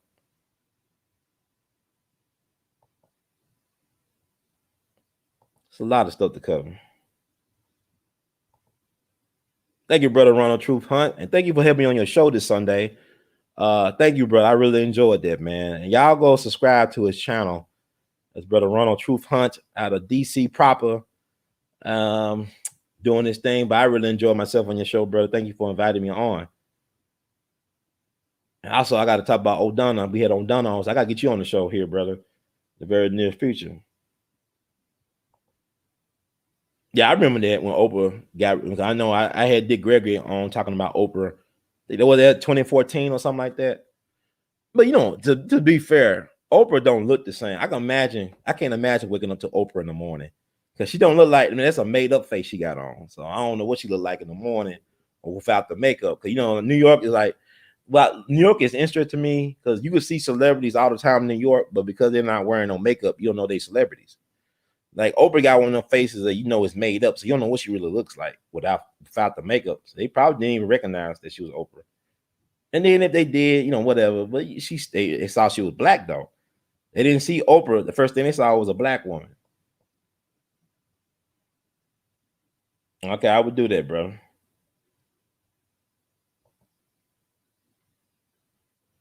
Miles Davis could have. I mean, like he was close to Sugar Ray Robinson. Like I think he had the same trainer at one point, boxing trainer as Sugar Ray Robinson. And I really do believe by him, taking up boxing and stuff like that, that helped prolong his life. Because Miles died at 65, and you think a lot of his friends died young. A lot of them guys, they got caught up in drugs. Because Miles actually kicked his heroin habit by going back to East St. Louis, and he just basically locked himself up in his father's home or barn or whatever, and just went cold turkey. And Miles is fascinating. But at the end, they said Miles was taking AZT, the drugs they normally give people with AIDS or HIV. So I don't know what he really died of. But when you have AIDS, you don't die of the AIDS. You die of a lack of immune system, I guess. Like you could die from a cold, but because you had AIDS, you couldn't fight the cold out because your immune system been compromised. So I don't know. I heard stories like that's another one. Musicians that knew Miles, that work with Miles, they'll tell me all types of stuff. I'm saying, okay, I hear what you're saying about Miles, but I don't really care about it. You understand? Cause I didn't know him. But also with Miles, it's interesting. Because he had a unique life. Like my understanding, he was a big fan of Jimi Hendrix. Miles wanted to work with Jimi Hendrix, and he talked about it in his autobiography, where he called Jimmy over He won them show. Cause Miles ended up going the fusion, right? He did the fusion, Bitches Brew, Jack Johnson, ended up working with Pat Metheny, the great Pat Metheny, the guitar player, who was Jimi Hendrix inspired, no doubt, because all of them were inspired by Jimi Hendrix at one point. All them guys playing electric guitar had to be inspired by Jimi Hendrix. But Miles gave him some songs and arrangements to look over. And when Miles came back, Jimmy said, I can't read. And I think Miles made fun of the fact he couldn't read music. Jimi Hendrix was left-handed, so he played the guitar upside down or something like, Jimi Hendrix was unique. What Jimi Hendrix had, you couldn't teach that at no conservatory or school. He had a very powerful imagination and a technique to manifest the things from his imagination for the people, for posterity. So allegedly, Miles made fun of Jimmy. Jimmy got paid back by screwing Miles's wife. At the time, I think Miles' wife was named Betty Davis. Betty Davis was a talented musician who never got a due. I think at one point she was signed to Motown. But Betty Davis, imagine a person that will parch Tina Turner, Madonna, and Beyonce. That was Betty Davis, Miles's wife. She was the one that inspired him to go into looking into rock and roll and funk music and R&B and make it a part of his repertoire. So she was an inspiration for his 70s period, his wife, Betty Davis, I believe her name is. And I don't know, I think on Amazon Prime, the documentary is still available that talks about Betty Davis. Because like a lot of stuff that should have came out years ago was shelved by the powers that be. But Betty Davis was a woman ahead of her time. Because you think about even Cardi B, she was doing all this stuff back in the 60s and 70s and the 80s, but she never made it big because the big time record labels did not push her. That was Miles, but she was Miles's muse for his Bitches Brew period. So Miles said that Jimi Hendrix's girlfriend called him up to the hotel so she could screw him. And Miles had to turn her down because he said, I got a rule. I don't screw the women of guys I want to work with. Because that's how bad he wants to work with Jimi Hendrix. I know Jimmy may have screwed his wife, allegedly, according to the Jimmy's scorned girlfriend. Miles said, I got a rule. I can't screw the women of guys I would like to work with musically. So there you go. But you can look at that stuff. Miles got a lot of interesting stories in that book. And now, and our platform, we're going to celebrate Jimmy Lunsford on his birthday, June the 6th. We're going to honor the people that we could not honor in person this year on June the 6th. We're having the reflame ceremony at Elmwood Cemetery. And then we're having like an award ceremony that we're going to live stream on the We All Be TV YouTube channel and also on Facebook. So you got two places to look at that. We're going to be honoring true bona fide legends and heroes and sheroes of our community using the power of music to serve our people like Jimmy Lunsford did during this time. So I've been doing this for several years, been doing this for a long, long time. So We All Be is not just about podcasting. We do stuff within the community. And also, I mean, like, it's fascinating being me. I feel like it's a nightmare almost because I know I was at the doctor's office earlier today. And this elder said something to me. He said, it was weird. I didn't know, because it's like we're on the cusp of Mercury retrograde, So a lot of miscommunication and misunderstanding, weird stuff going on, especially with me right now. He said something like, how can I get your size or something like that? Some type of remark. I didn't know who the brother. So how can you, I don't know if he was making fun of me or what. I said, well, you got to have an appetite that's bigger than life. And then I sat down, we started talking. He told me he was a motivational speaker, that he was retired, and that he had like he was at a high level in the AME church. I didn't know it, but I started telling him about, he asked me about my shirt. I said I was an artist. He said, can I have your voice? That's what he told me. Yeah. So can I have your voice? I said, what do you mean have my voice? I use my voice. I actually do media stuff. I do podcasts and stuff like that, new media. And I said I was friends with Dick Gregory and all this stuff.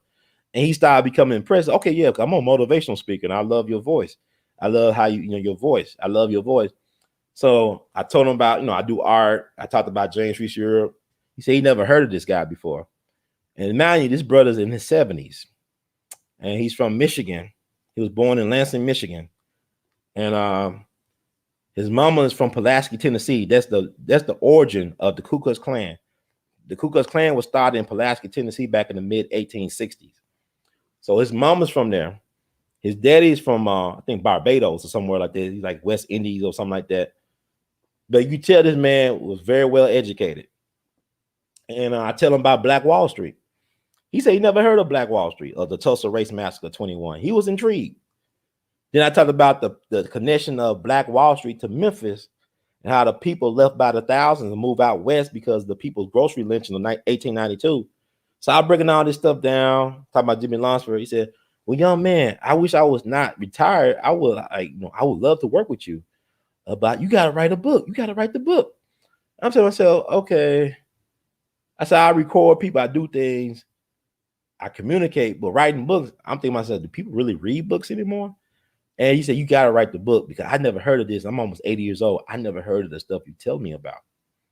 Never heard of it. And he was just amazed by it. Okay, maybe I'm getting something wrong here. I mean, this stuff it bothers me. I got to walk around with this stuff. And people think I'm strange anyway. It's lonely being me. But it was encouraging hearing him. It's confirmation. I guess I need to write those books and stuff. But he said, you got to record yourself talking. I said, I do record myself. I'm talking to y'all right now, talking about the stuff I was telling him about. You know what I'm saying?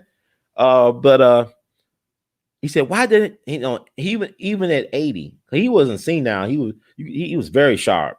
He said, why they don't teach us this in school? I said, schools aren't supposed to teach you about yourself. You're supposed to learn that in your home.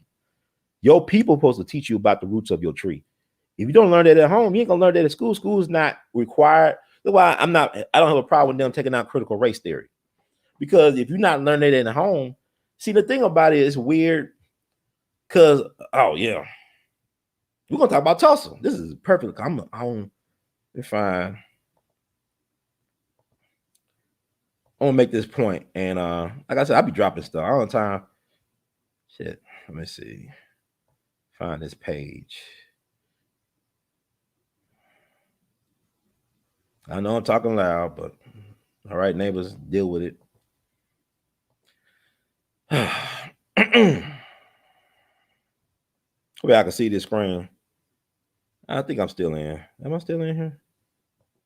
Yeah, I'm still in here. Okay. Please do yourself a favor this weekend. Go to PBS and check out this documentary called Going Back to T-Town. It actually deals with the rise and destruction of Black Wall Street and its resurrection, and then its demise once again. This documentary came out on the PBS American Experience series back in 1993. It is available on Amazon Prime, but it's free right now on PBS. Just go to PBS and look up Going Back to T-Town. So this is, Black people interviewing survivors of the Black Wall Street Race Massacre of 1921. You got to think about it. This is 1993. So you got a lot of them still around still. And it was amazing because not only just the young ones, but also the elders who had businesses when 1921 happened. To hear them talk with such pride. And then you tell they were very well educated and that they knew who they were.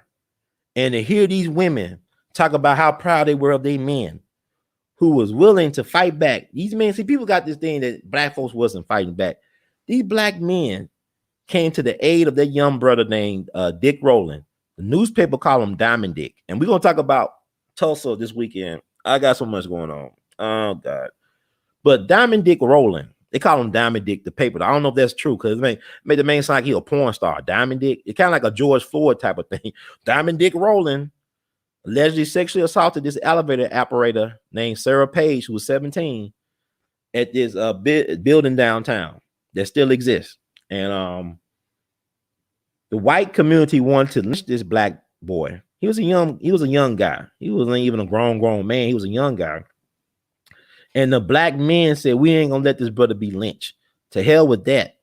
So you get all these Black men from Greenwood with guns coming down to the court building to protect this brother. They clashed with the white mob.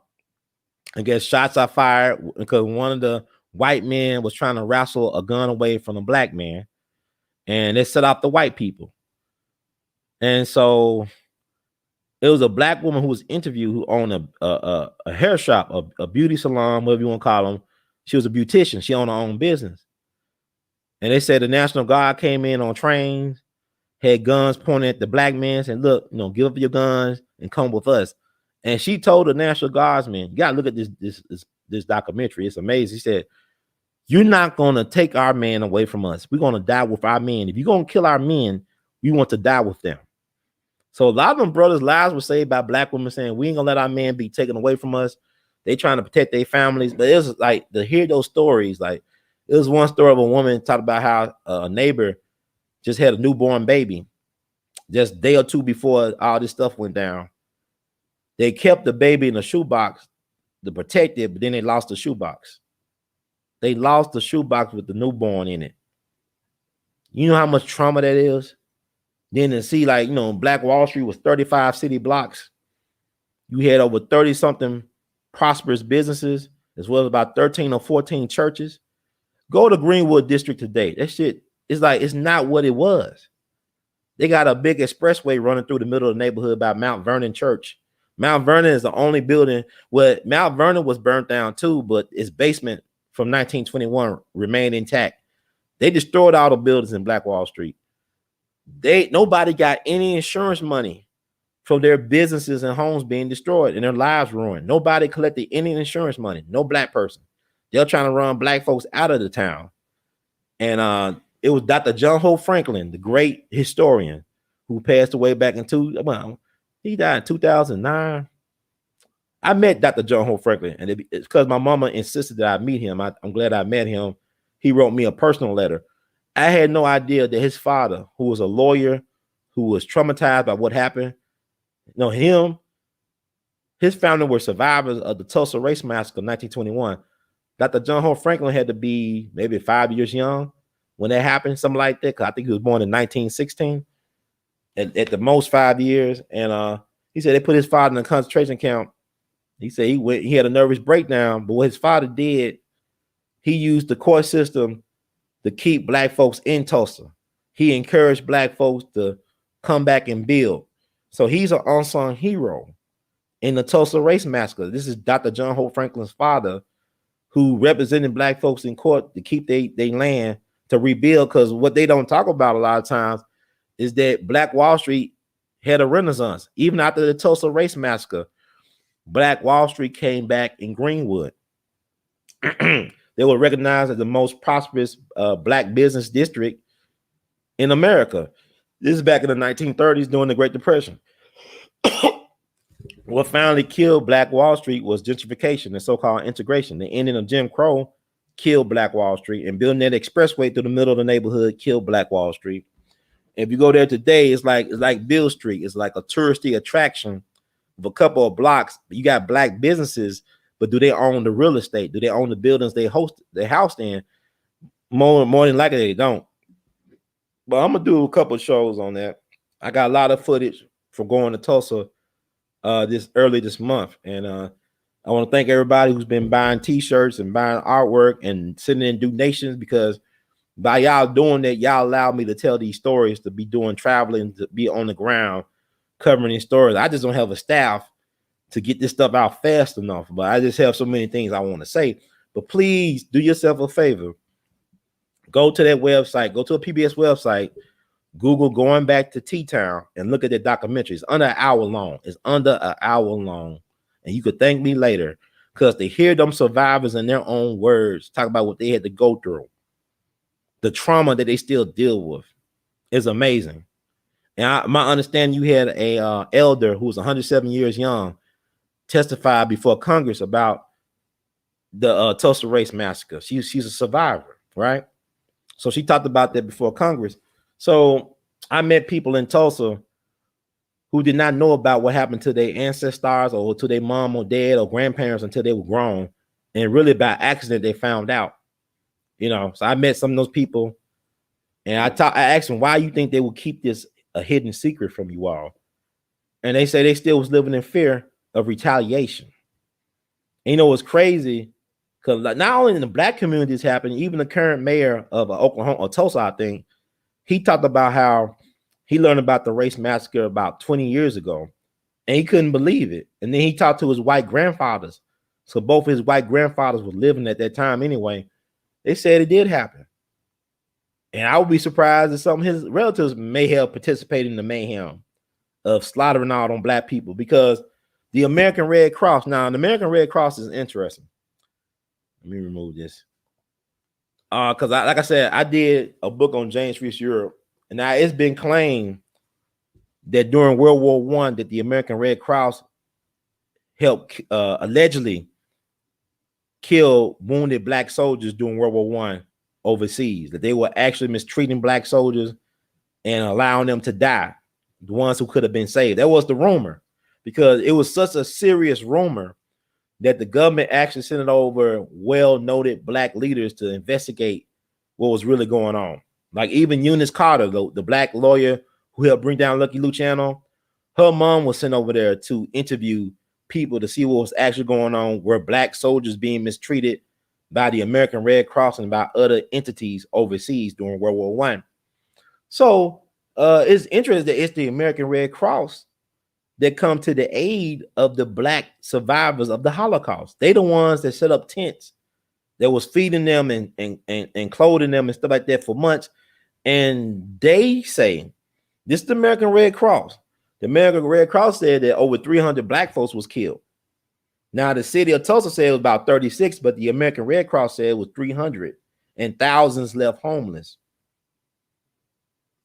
Thousands left homeless, but they said 300. And I'm gonna say something. They hide bodies, because I went down to a lane. There was a lane race massacre of 1919. We gotta stop calling these things riots and call them holocausts, call them massacres. This was not a riot. This is not when your team win the championship and you turn up some buildings and some cars and set them on fire. This was a massacre. This is systemic genocide. When you looting and killing and raping and pillaging. So call it what it is. And all this stuff is always tied down to police misconduct. Every race massacre could be tied down to police misconduct, whether it be East St. Louis in 1917, Elaine in 1919, Tulsa 1921, People's Grocery Lynching of 1892. I don't care what it is. Memphis Race Massacre of 1866, all tied into police misconduct. But the Red Cross said it was 300 black folks got killed. But the city said about 36. I believe the newspapers, the leading white newspapers in Tulsa said at least 100. So I'm saying it might have been over 500. Might have been 1,000.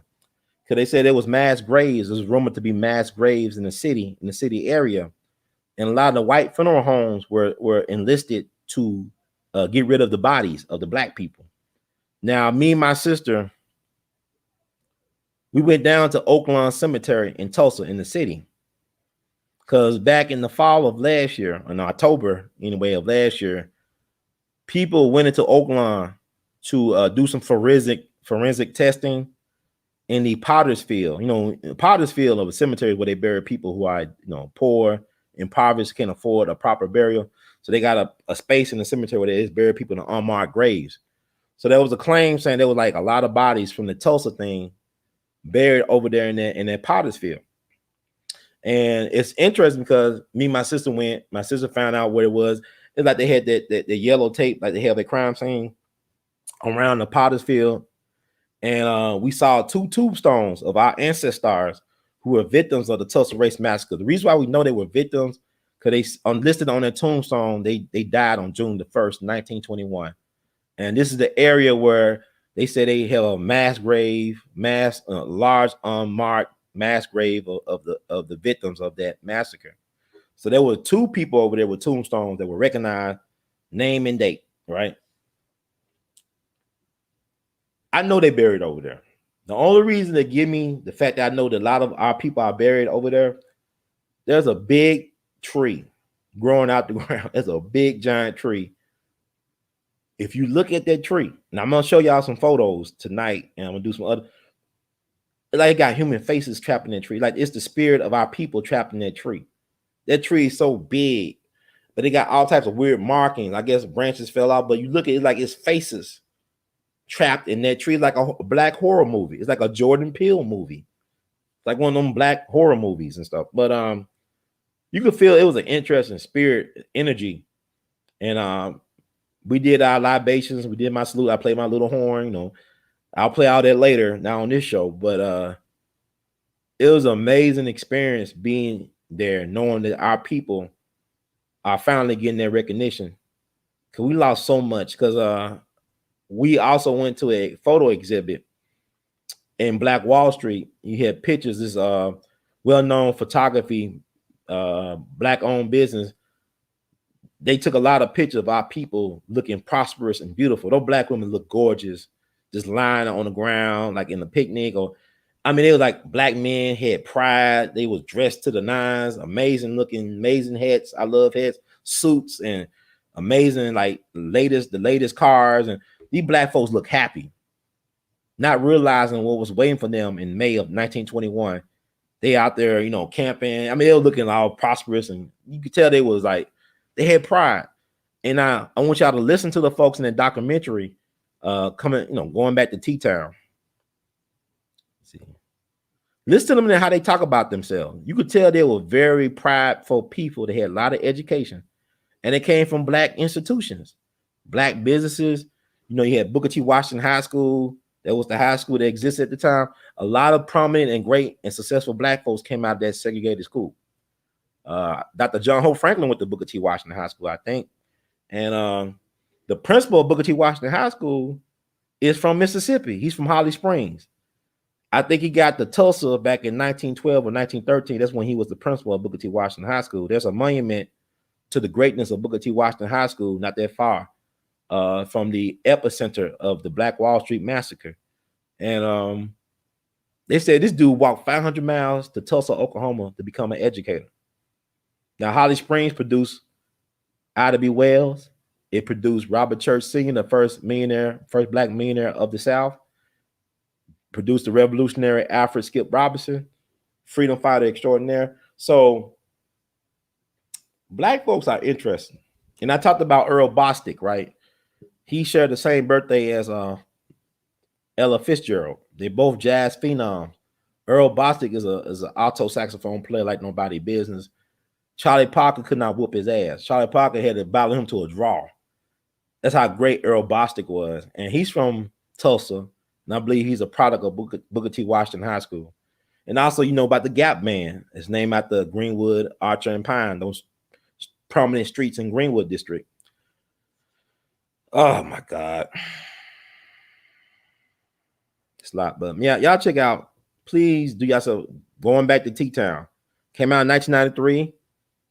And I want to give a shout out to a person I went to school with. She actually did a discussion, a Q&A with one of the people who produced the documentary, who was also a Tulsa, Oklahoma native. Is online, it's on YouTube on the PBS Experience channel, whatever. Dr. Jessica Johnson out there in Johns Hopkins. I went to undergrad with her at Washington University in St. Louis. Beautiful Afro-Latina sister, beautiful, gorgeous sister. Very intelligent. I think she did a great job facilitating the conversation between her and one of the creators of that documentary, as well as a young brother historian who wrote a book about the Black Wall Street situation. Kudos to her for that. Let me see if I can find her picture. Yeah, I'm talking loud. I'll be done before 12:30, I guess. I don't know. I don't know, man. Life is strange. Okay. I can pull it up. Let me see. And this is We All Be, News Free Dixie for the 21st century. News Free Dixie for the 21st century. Let me see. Let me give her a due. Y'all can look this up on YouTube. I'm trying to find. I took a screenshot. Man.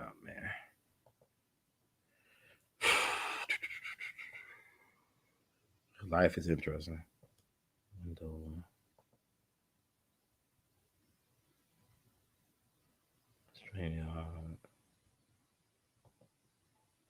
Trying to find so I can look it up.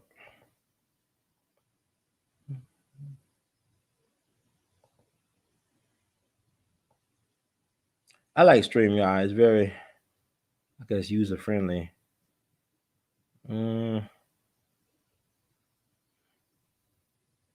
Well, let me pull up the stream. There's a lot to talk about, folks.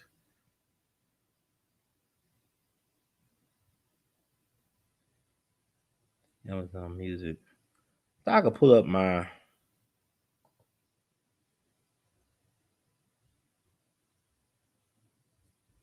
guess won't let me pull up. But anyway, all that jazz. Let me see something. Play my tribute I did at the Epicenter in Greenwood by the Greenwood Chamber of Commerce.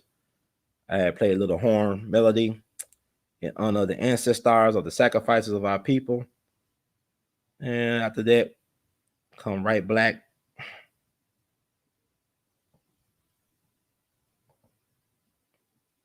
Okay. We'll be right back. This is it. That's not it.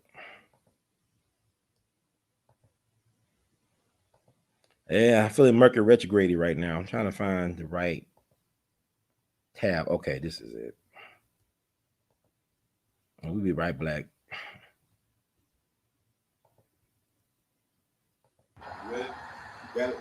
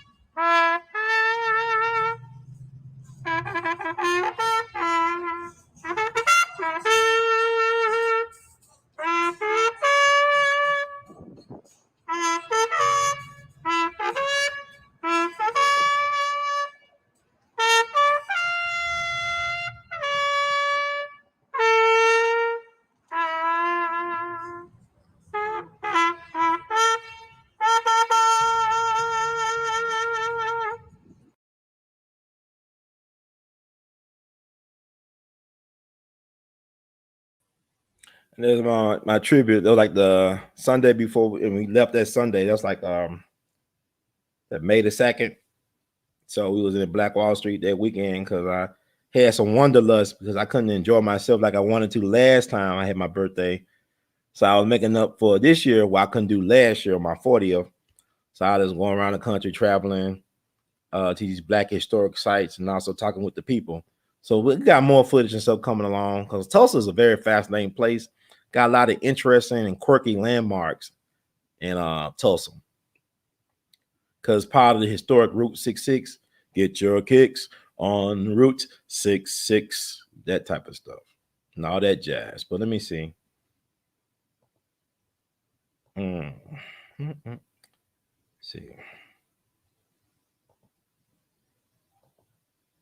Okay, that's what I'm talking about. The sister on the left, I guess it'd be on the left, that's the Dr. Jessica Johnson. She's a historian at Johns Hopkins University. Also was my classmate some 20 years ago. at Washington University in St. Louis. He was facilitating the conversation with the elder in the middle, who was the screenwriter for the documentary going back to T-Town. It came out in 1993. That is now being shown for free on a PBS website. Y'all need to check it out. American Experience episode. And that brother, at the end, he's a historian. He wrote a book about the Black Wall Street situation. His name is Carlos K. Hill. So he's a historian. So that's Carmen Fields. He's the native of Tulsa who did the screenwriting for the documentary. And the beautiful sister on the end, Dr. Jessica Marie Johnson, facilitator. And I think it's on the American Experience PBS YouTube channel. They did a live stream the other day. And I just so happened to catch it. You know, the ancestors or ancestors, they know how to, you know, use this as conduits for what they want to get out there. So, yeah, but look at that documentary. It's very fascinating.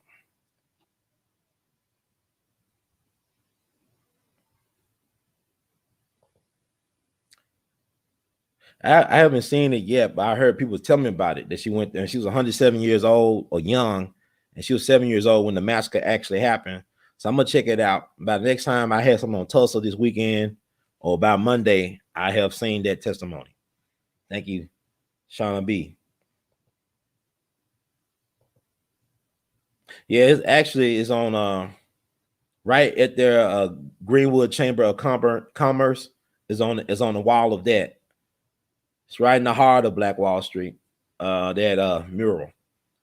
They list all the businesses that was lost. And also, they burned down 13, 14 churches. These white folks, man, they don't give a damn about your churches. Because you think about even the Memphis race massacre, they burned down the black churches in Memphis. You think about the 4 little girls in Birmingham, which was actually 5 little girls, because Sarah Rudolph Collins is still alive. Her eyesight was damaged, but she survived. But it was like, you know, the 4 little girls that died in Birmingham 16th Street Baptist Church. You think about even the Lane race massacre that happened because of a shootout at the church where the sharecroppers were meeting and unionized the sharecroppers. So white folks don't respect our churches, our places, our sacred places. They have no respect, and it's been proven by the history.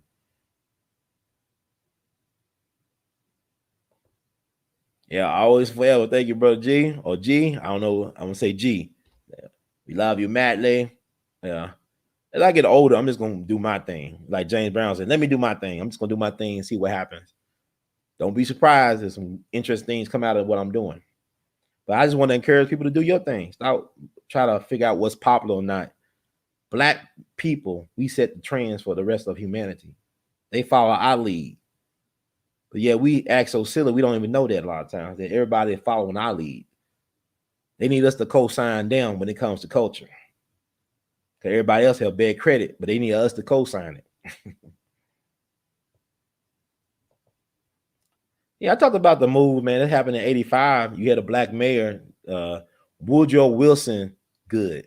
Now, if your folks name you after Woodrow Wilson, you know you can't be trusted. And you a Democrat too. Wasn't Woodrow Wilson a Democrat that black folks thought was the next coming of Lincoln? And what he did, he didn't split the Red Sea, but he did resegregate the federal government in D.C. and resegregate Washington, D.C. for decades. So Woodrow Wilson, can you trust? Y'all talking about you can't trust a brother with no mustache or beard. Can you trust a brother named Woodrow Wilson? You know, but we talked about moves. You know, matter of fact, they used some guys' bones, our people bones for to teach classes. So you don't know how many people got killed in the move thing. But John Africa, you don't know how many people.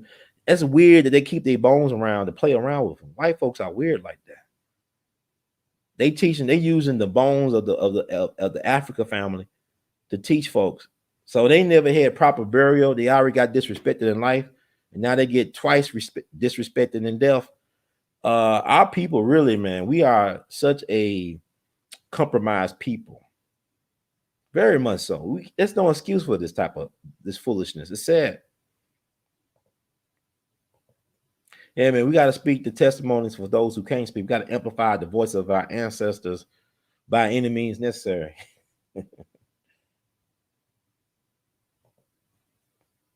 We love you, man. We love you madly. By the power of Grayskull, baby. The sage. Absolutely nothing. We are old, but will we ever collect on what is old? And we love you madly. It is very sad, it's interesting. Music is interesting.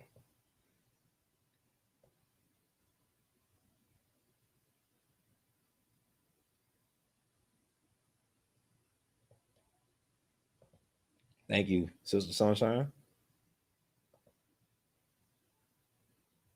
Appreciate it. Appreciate it. So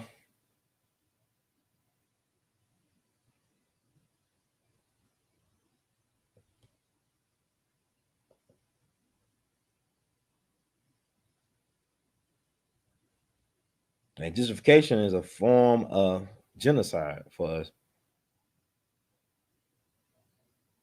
Yeah, think about it. We went to the Devil's Punch Bowl for my birthday weekend this year in Natchez. They said 20,000 black folks were left in a pit by Mississippi River to die by the Union forces, by the Union Army, by the American government. Just like I talked about how the National Guard were killing allegedly black folks in the lane, and probably they were killing black folks down there in Tulsa too. But our government, you think about Katrina, man, there's a lot of black folks still missing from Katrina, but because we're not taking it seriously. So our problem with black people is we have no entity that take our grievance seriously. We have no sovereign entity that could be like, you look at America can't really mess with North Korea because they got big brother China. China got their back. And even Russia to a degree got North Korea back. You know what I'm saying? Who has black Americans back when they got us on the ground with a knee on our neck? Nobody protects black Americans. And like when they started letting the Chinese over here immigrate back in the 1870s, if you killed a Chinaman or whatever, you killed a Chinese person, if you lynch a Chinese person, the American government had to pay restitution and reparations to their country of origin. So if you lynch a China person over here in the late 19th century, America had to pay the government of China for the loss. When black folks get killed by police or whatever, where is the sovereign entity that got our interest? That was Malcolm, what he was doing in Africa. He was going to Africa to get backup for black people in America. He was trying to connect us with African nations so we could have some backup. Because they knew he was dangerous when the African ambassadors started quoting him on the floor of the United Nations. Oh, Malcolm got to go. Malcolm came out against the Vietnam War before Dr. King did. So Malcolm was protesting the assassination, the state-sponsored assassination of Patrice Lumumba. He was ahead of the curve, and they had to get rid of Malcolm. Thank you, brother Daryl Nix. We love you madly for the donation. And yeah, so that like with the Devil's Punch Bowl, they said that there's peach orchids down there below on the floor of that pit. Got peach orchids and stuff. So I would love to go back with a crew and go down and do some investigating down in that pit, the Devil Punch Bowl, because we was on the bluff overlooking the Mississippi River. Is a majestic view. But when you know the history of what happened to your people, is a different take on it. And like I said, I would love to get some of them peaches, and I'll even eat some of those peaches. I don't care what nobody says. I'll eat the peaches. I mean, y'all drinking this water, Baba Dick Gregory's son, I already talked about how, you're drinking this water from the plastic bottle and stuff, and what's going on with the plastic forks and silverware, not silverware, but forks and spoons and whatnot, and with your air freshener, why not eat the peach from the Devil Punch Bowl?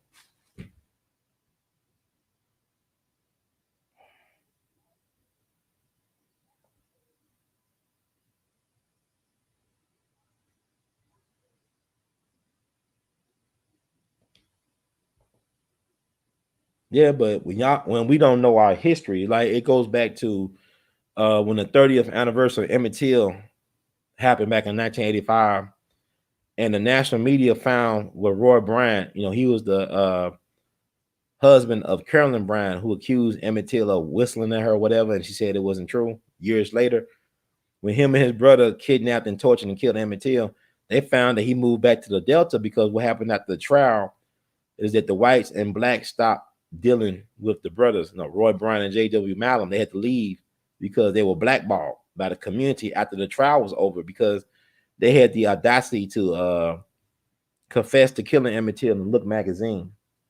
I think the journalist William Bradford Huey interviewed him and paid him some money, and they told their version. And in a way, I would like to believe their version in terms of how Emmett Till responded that he was fearless. They act like he was fearless. Now he was 14 years old. I would think a 14-year-old would be scared, very scared in that situation. But they said he was like fearless. He was talking trash. I would like to believe that version. I don't know. But all we do know is that he ended up dead. And he was not recognizable, only by his father's ring. And people for years said that wasn't Emmett Till, and then the FBI exhumed the body right back in 2005, and they did the DNA, said that was Emmett Till. So, but he moved back to the Delta and had a grocery business, and him and his sister got in trouble for food stamp fraud. I think Bill Clinton actually pardoned Roy Bryant's sister back in the 90s. If I'm not mistaken, y'all can look it up. I can't make this stuff up. So Roy Bryant was tracked down by national media, and then I remember reading an article on the 30th anniversary of Emmett Till from the Clarion Ledger, and the reporter interviewed him, and he said something to the effect. He said, "Black folks today, that was 1985, they're not afraid as they were in 1950. But the problem is they do not know the history. For if they knew the history, I would be a dead man. If Black folks knew who we were and what we've been through, he would not have been allowed to move back to the Mississippi Delta to open up a grocery store that was patronized by mostly Black people. Why would Black people reward him with economic security after he did what he did to Emmett Till 30 years earlier? Because we do not know. What point is it to be not afraid and not have knowledge yourself? What is the point? So this is why it's important, because like when I saw the dude at the clinic, whatever, he was almost 80 years old. He never heard about Black Wall Street. And my thing is, I ain't gonna what's wrong with you? What type of elder are you? The man was not stupid, but it's not taught. Because like you gotta think about it. I met people in Tulsa who people did not tell them about them being survivors of Black Wall Street. I met a brother and sister. The brother owned a coffee shop in Greenwood. They didn't find out about their father being a survivor until they were grown. They were fully grown. They didn't learn about this while they were growing up. He didn't talk about it because, like, one of the survivor family members said they were afraid to talk about it. Like Charlie Wilson, he knew a survivor who lived to be 104 years young, and she swore on him. He swore. She said, "Do not talk about this while I'm alive. Wait till I die to talk about what I told you." And that's what he did. He waited till she passed away at the age of 104 to talk about what she told him. So that's how traumatized these Black folks were. Yeah, it's interesting.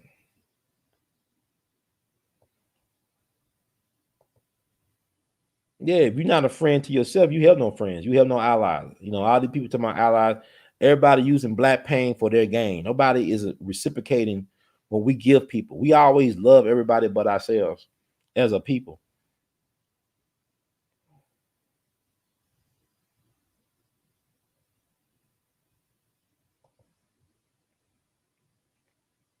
I don't know. My thing is more. I think it's more Black Christians than our Muslims. And you got Black people doing a thing. Like I was had this conversation with a friend of mine, a dear friend. She was talking about, "Well, Ron, you always talking about how Black folks being hold back and all this stuff going on." And my mom, she made it in corporate America. She got her degrees.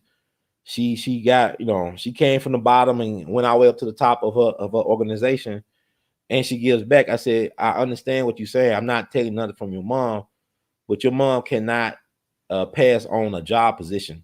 You cannot inherit. I mean, unless you white, I guess. But as a Black person, we still suffering as a group. What good is it for me to eat good and live good and have toys to play with when I can't even enjoy that around my brother and sister because they might think I'm flexing on them or might be jealous. This is like, you can't help peace of mind even though you're successful. When a lot of people can't stand to be around their relatives, they move out into the burbs and be isolated among other people. But yet they can't be comfortable with people that they knew all their lives because You feel like every time you around them, they got their hand out wanting something. And I think what people should do, and like I think with Rick Ross' mom, I believe, lives in Memphis. You know, Rick Ross, the rapper, who's from Clarksdale. A lot of people say, Miami, he was born in Clarksdale, Mississippi, like Sam Cooke.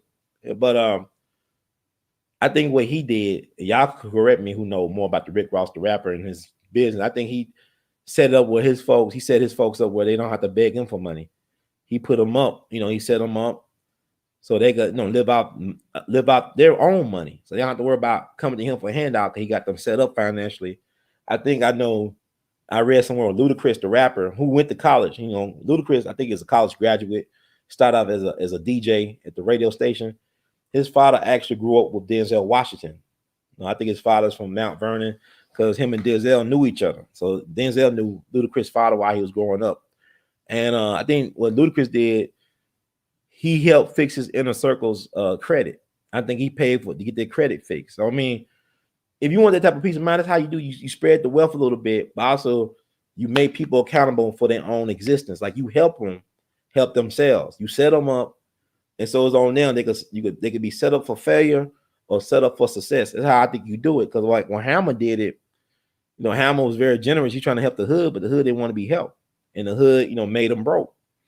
They're trying to help people. They don't want. I mean, they just wanted a handout, but they didn't want no hand up in terms of getting their own situation. And I think LeBron has done the same thing. That's kudos to him. He empowered his inner circle because like his boy is now, he's a super sports agent, right? He changed the game in sports, being a sports agent. That's LeBron guy. He changed the game. So, man, that's why I said I ain't gonna be too hard on LeBron. LeBron doing this thing because like the bigger they are, the harder they fall. Look at Bill Gates. They love making you bigger than life. Then it's fun when they tear you down. Look at Tiger Woods. I remember when Tiger Woods was like in his prime. You go to the airport, it's like Tiger Woods everywhere. Every commercial, every other commercial, Tiger Woods. Everything, Tiger Woods everywhere. And then an incident happened. And look what happened recently with their car accident, allegedly. You can find me in St. Louis. Thank you for tuning in.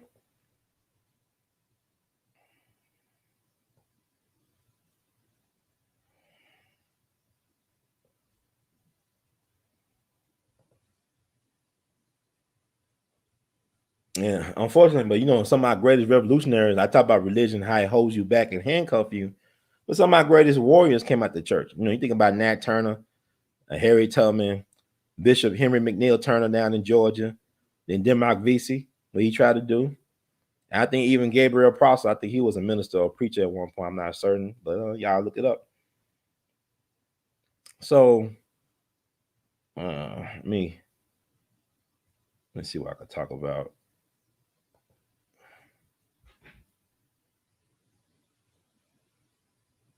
What else y'all want to talk about real quick? I want to talk about Willie Bosket. That's what we could talk about.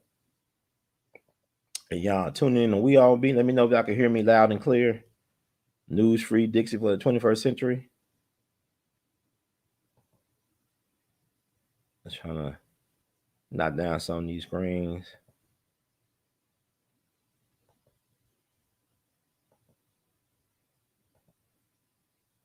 A lot of y'all probably never heard of Willie Bosket. I've been knowing about this for like years about his story. I think it's very fascinating because you think about what they're trying to do to Kwame Brown right now, trying to try him based on his family history of the black males in his family. I think Willie Bosket is like, he's the blueprint for that. Because you even think about, they always making the black man the boogeyman for America. You think about even back in 88 with the campaign ad, the Willie Horton campaign ad that brought down Dukakis. I can still remember the 88 campaign. I was in the third grade, but I thought Dukakis was going to win, because Dukakis, he was like on a win. Then he did some silly moves, but what hurt him was that prison furlough program while he was governor of Massachusetts. And he had a guy named Willie Horton that committed some horrible crimes while he was on furlough. But but them creating the image of the black man as the boogeyman scared white America to the voting polls. A lot of times white people vote their fears, black folks vote their hopes. I hope they're gonna do the right thing. White folks vote their fears. They both right and wrong at the same time. But Lee Atwater was the architect of that smear campaign. He was the campaign guy for Reagan and Bush. He also trained Karl Rove, who became the Bush Jr.'s brain. So, and Lee Atwater is from South Carolina. He's from and Lee Atwater was interested. There's a documentary about Lee Atwater. Interesting dude. He could play blues guitar. He did an album with B.B. King. He owned a barbecue restaurant, I believe, in Virginia at one point. I think he probably the basis for Kevin Spacey's character. Him and Bill Clinton put together, probably the basis for his House of Cards character. But he died of, I think, brain cancer. But he was on the board of Howard University. It took the black students protesting him to be on the board for him to get removed. But this during the time they're trying to divest out of South Africa movement was going strong. It's back in the late 80s. But they talk about Kwame Brown. Kwame Brown's a Geechee. He's from South Carolina. And South Carolina is one of the original 13 colonies, like one of the blue blood colonies. Like it's one of the 13 colonies when America went, during the American Revolutionary War. Some of the most important victories were fought, or important battles were fought in South Carolina. And also Charleston Harbor, a lot of our black folks from Africa came through Charleston Harbor. That's how the narrative goes. I know y'all talking about, we not from Africa and we Aboriginal. Okay, we Aboriginal, we indigenous to the world. Black people are the original people of the world, so-called black people, whatever we call us. But Charleston Harbor, a lot of slave trade going through. Jewish people benefited from the slave trade. They talk about that even in the historical societies of Charleston and South Carolina. Jewish people getting rich off the slave trade. And we know Arabs got rich off the slave trade too. Look at the Sudan, Darfur, they still doing slavery, Arab slavery and all that. So, I mean, there's so much stuff to look at and to consider. My thing is, I put something out there for you to go get it and find out more on your own, so you can develop your own critical thinking about what you want to process and what you don't want. It's like you got to look at seeking knowledge, like being at the buffet. There's a lot of things you like, but just get the things you want, or you might think you like, and leave the rest. You can always come back. It's like a lot of trial and error, and that's how you develop your taste. But let's see.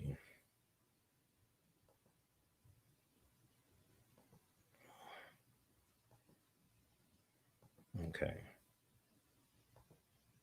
I want to talk about Willie Bosket and his family as it relates to Kwame Brown. It's what they do, man. But my thing is, I thank God for this teaching moment, because it's what I do.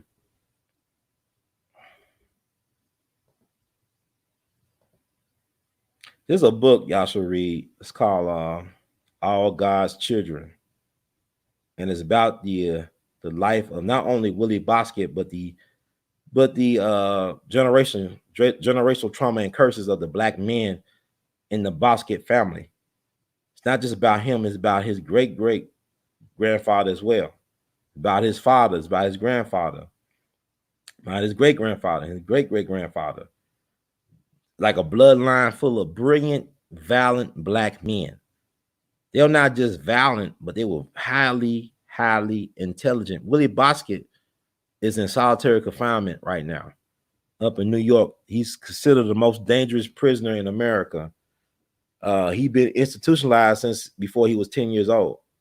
He was going in and out of places, known for beating up on guards and teachers and nurses and stuff.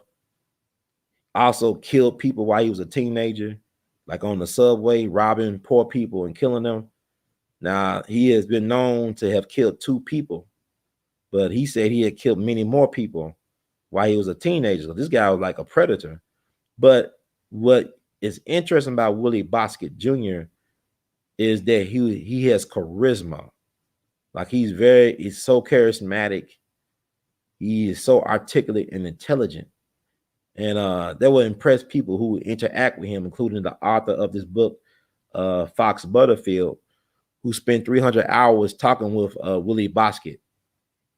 And Willie Bosket's like, they treat that man like Hannibal Lecter. They got him in this confined cell in plexiglass. You can't even, he don't go outside, 1 hour outside his cell, but he's not even able to communicate with other prisoners. He is very, very isolated, which is inhumane. And they say he's gonna be in prison until 2062 when he turned 100 years old. He ain't probably gonna make it to 2062. But this man been in solitary confinement for almost 40 years. Probably more than that. But I'm gonna read some information. Gonna talk about Willie Bosket. And then we'll go from there. You say why? I'm gonna tell y'all why. I actually wrote an article about Willie Bosket on my We All Be blog back in 2006. I'm gonna read some of that, and also I'm gonna read other stuff, and we'll talk about it. And also we talk about the place where his people from. They're from Edgefield County, South Carolina. That's Edgefield. Edgefield is a very violent place, black and white. A lot of notorious, violent, vicious people come out of Edgefield, South Carolina. Edgefield County, I think. That's near Augusta, Georgia, on the border. Many people outside of the law enforcement and judicial systems are not familiar, with the name Willie Bosket. However, it can be said with sound reason that Willie Bosket's notorious criminal lifestyle and exploits are the reason why many young people are tried as adults for certain crimes, including murder. It seems that the life of Willie Bosket was predestined for tragedy. Willie Bosket, more so than Willie Horton, the New York Times article about the plight of black males, Tavis Smiley's covenant with Black America, and the current National Urban League report on Black America embodies all that is right and wrong with Black America in particular, and American society in general. He hails from a long line of angry, highly intelligent, anti-authoritative black males with the surname of Bosket ever since their plantation days in bloody Edgefield County, South Carolina, aka KKK country, okay? The Bosket men were known to switch moods at any given moment and did not fear any man, black or white. They had no problems in fighting and in certain instances, killing a fellow person of color in self-defense or otherwise. That fact alone, that they would not bow down to whites and the rules of the Jim Crow South, made them not only unemployable by their inherently racist institutions of industry, but also a threat to the ways and nature of the aforementioned Jim Crow South. In other words, because of their charisma, intelligence, and radicalism, they could be viewed as potential revolutionaries in the vein of Nat Turner and Denmark Vesey, aka Bad Nagas. So they were forced out of the South into the northern parts of the U.S. However, instead of the Malcolm X route or the revolutionary route, the Bosket men opted for the Detroit Red route, meaning a life of crime and violence. According to Mr. Douglas Allen Taylor, Willie's great-grandfather, Clifton Pud Bosket, started the violent line of Bosket men. Pud Bosket, that's P-U-D, Willie's great-great-grandfather, grew up a generation after the end of the Civil War and the broken promises of emancipation. Pud was a notorious bad nagger, the kind about whom songs are composed and stories written.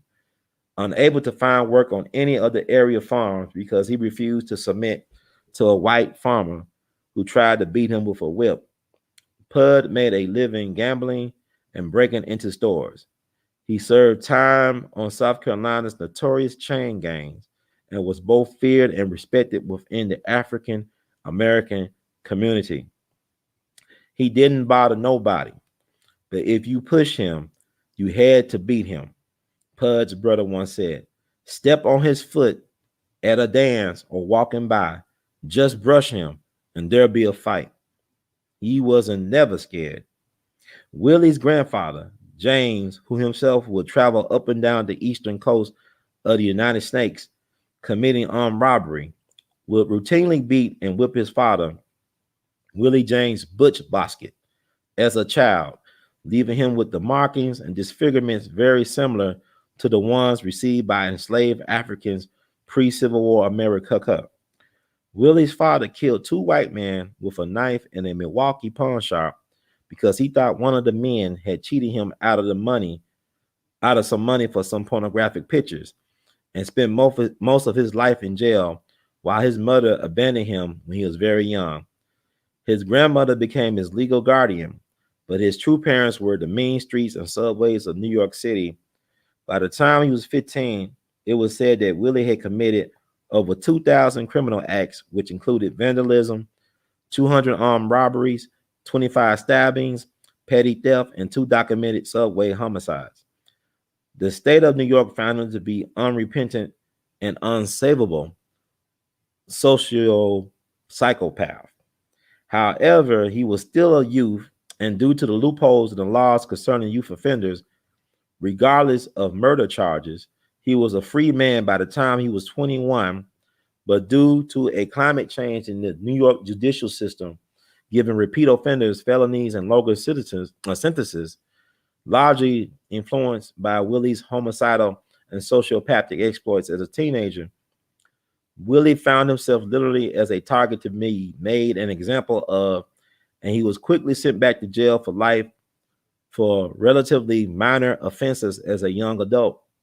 It was found out during extensive psychological testing that Willie Bosket, like many of the men in his family with the same surname, possessed an above average or genius IQ.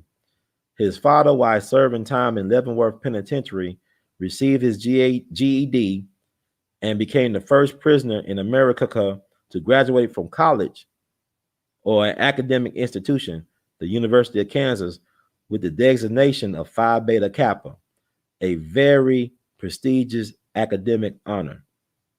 He was in the top 3% of his class and made 38 A's and 2 B's out of a possible 40 college credit courses, out of the possible 40 college credit courses he took. Although Bosket's father literally had a mind like Einstein with unlimited potential, he nonetheless, like a protagonist in a Shakespeare play, was doomed by the stars for failure and a tragic demise. He was eventually killed in a shootout with police in Milwaukee, which also claimed the life of his girlfriend. He allegedly committed a homicide or murder-suicide, rather. The death of his father deeply affected a still young Willie Bosket. Willie Bosket has officially been designated the most dangerous prisoner in New York State.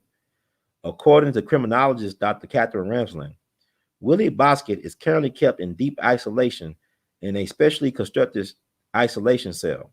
The guards are forbidden to speak to him. He has no electrical outlets, no television or newspapers. Behind the bars of his cell is a sheath of plexiglass. 4 video cameras keep him under surveillance at all times. Whenever he goes out, he is thoroughly shackled with an automobile tow chain. He feels like he is on death row with no hope of escape in the electric chair. Willie Bosket basically embodies that old United Negro College Fund statement that a mind is a terrible thing to waste. He also represents what happens when the dreams and aspirations of talented and gifted Black men are not only deferred, but are aborted before they are given birth to. So that's what I wrote back in 2006 about Willie Bosket. And I'm going to show a picture of his father. And the sad thing about it is he never met his father. The way he found out about his father was that he saw his father pictured at his grandma's home. He asked who that guy was. It was a prison picture of his father. And she told him, that's your father. And his mom would say that he was just like his father because he looked like his father. His father was a handsome guy, very brilliant, but he had a bad temper.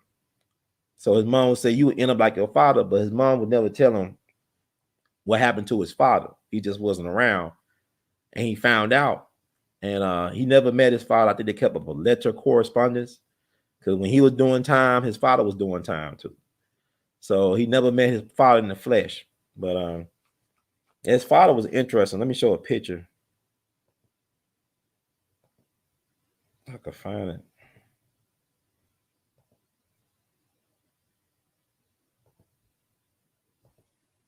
That's his father, Butch. think it's from 1985. It's like a close up. Not from 1980. I think it's from 1980. I think it's from 1980. This. His father was a Phi Beta Kappa, man. This man was brilliant. He became, I think he was a computer programmer when he got out of prison, but he was accused of molesting his girlfriend's daughter. And his girlfriend was white, by the way.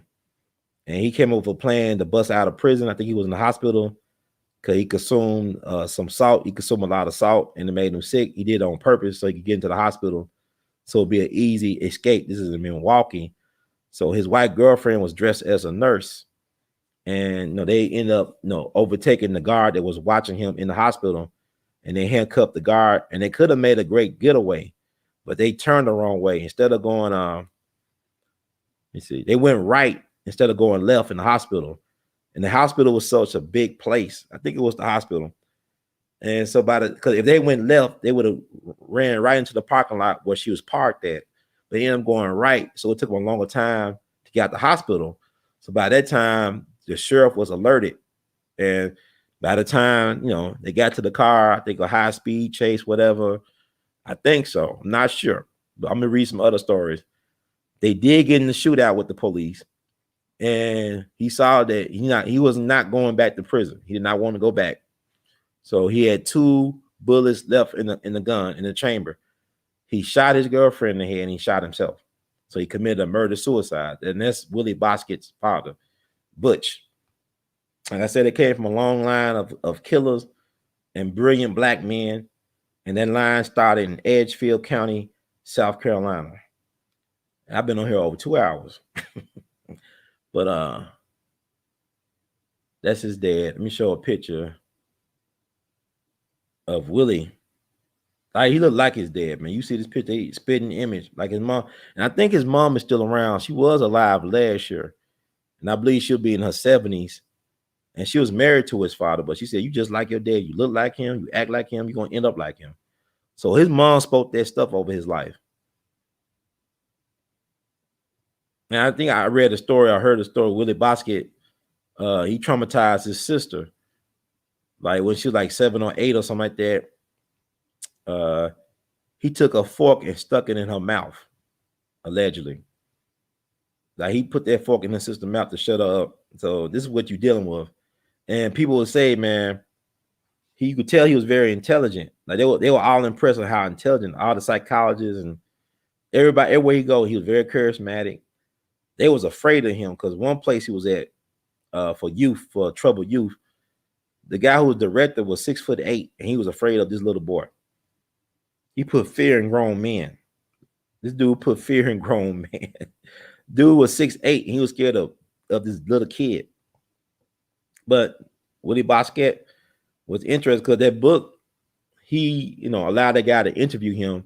He made sure that he had access to his files because they asked Willie Bosket what he thought about that journalist book who wrote about him.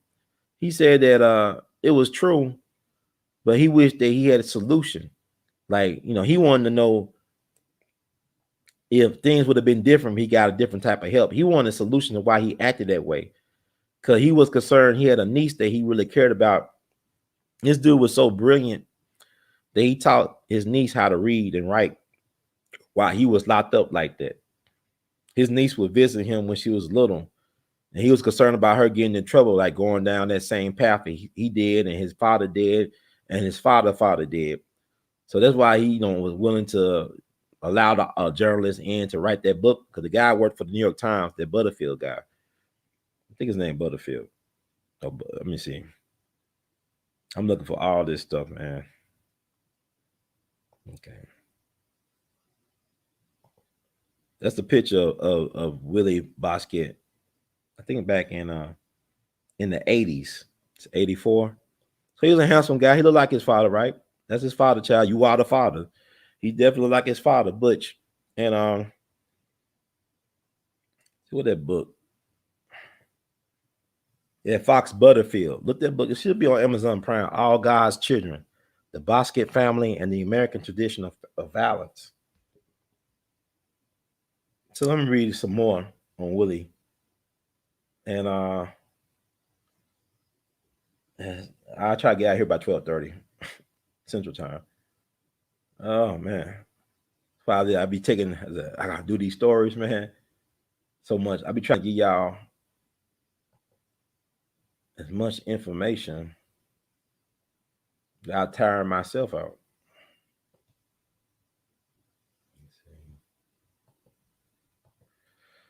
You are listening to We All Be News Free Dixie for the 21st century. He's a Sagittarius. He was born December 9th, 1962. So he'll be 58 right now. And they say he got 82 years to life, convictions for murder and arson. And what's interesting about this brother is that even though he was convicted for killing 2 people on the subway, he didn't really make that much money. I think one robbery got him under $4. He killed this man. And he said he killed more people than that. You know what I'm saying? Because you got to think about it. Poor people nobody care about poor people. They just collateral damage. Poor people die every day. People go missing every day. So he said he actually killed more people than what he's given credit for. And the man's been in solitary confinement for decades. This man's 58 years old. They say he got till he is 100 to be behind bars. That's crazy. That's inhumane. I know he did some horrible things, but it's like he got a heart because he was concerned about his niece not turning out like him.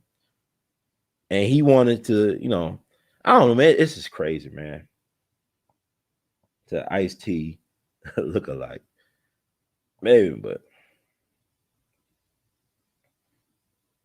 it's interesting. But I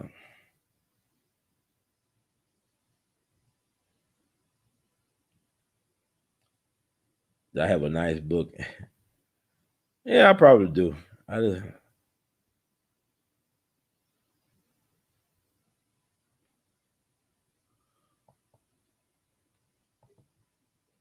Yeah, Dukakis is a while ago, but like we are not good at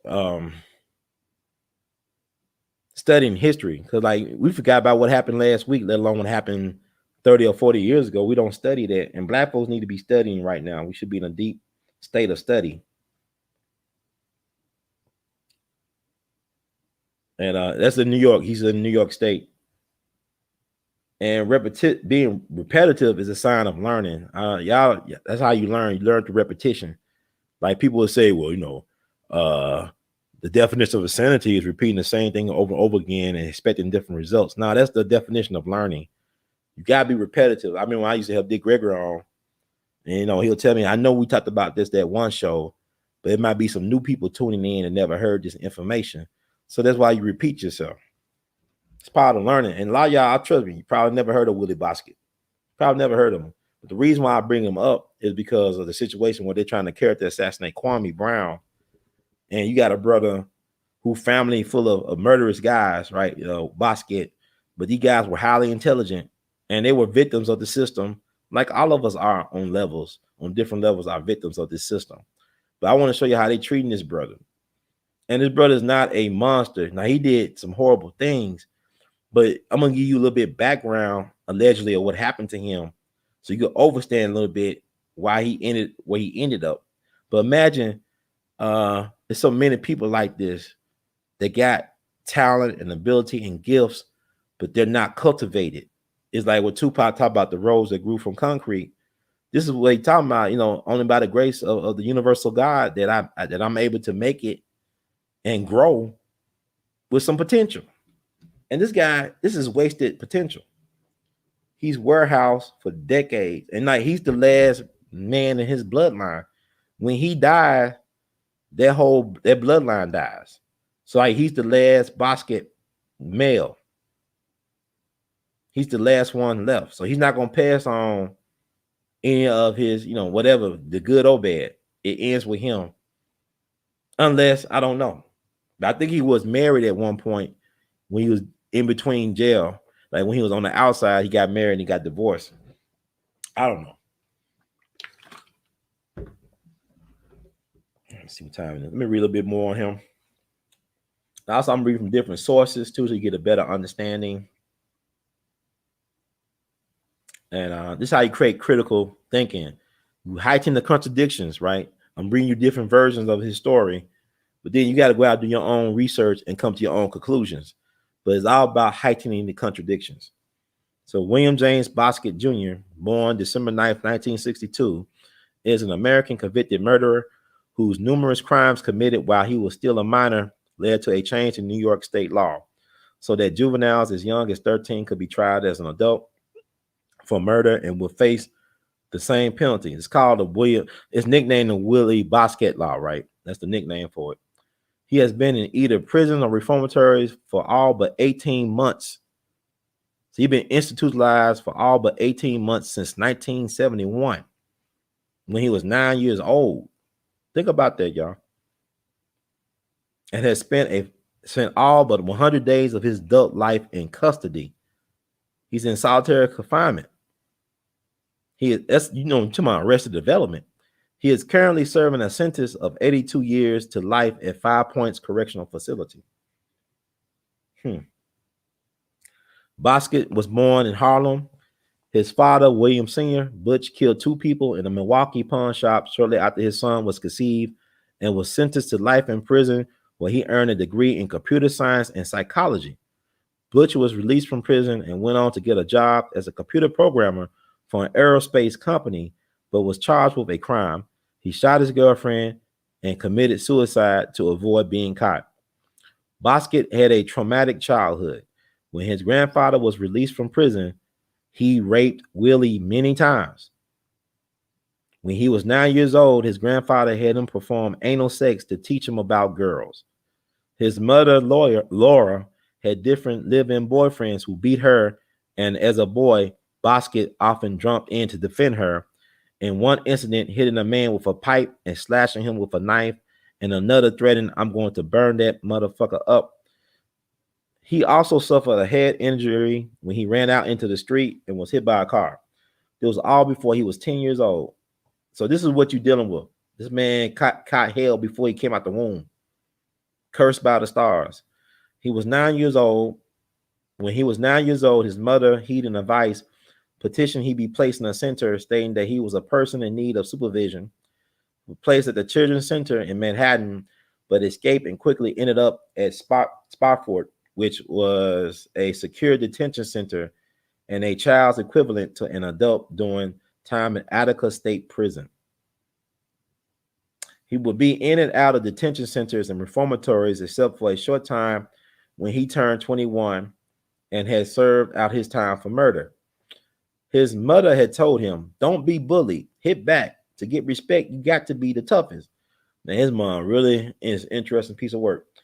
In the different centers, he developed a reputation for violence upon which he prided himself. He told juvenile authorities that one day he would be a killer, just like his father. On March 19th, 1978, Bosket, then 15 years old, shot and killed Noel Perez on a train operating on the New York City Subway 3 train during an attempted robbery near the Harlem 148th Street Terminal Station. 8 days later, Bosket and another accomplice shot dead another man, Moises Perez, unrelated to his first victim, in another attempted robbery at the back of another 3 train at the 145th Street station, one station south of 148th Street. In between, Bosket and his accomplice shot a New York City Transit employee working in the Lenox Yard adjacent to the Harlem 148th Street station and committed 2 other armed robberies, one of them on the A service. Bosket was tried for the murders in New York City's family court. As the trial was underway, Bosket surprised his own lawyer by pleading guilty to both murders. He was sentenced to a maximum of 5 years in Goshen Youth Facility. Although prosecutors tried to get a longer sentence, 5 years was the most they could get under the law at the time. So there you go. Black people always use as the boogeyman for the white man's agenda. The short length of Bosket's sentence caused a public outcry.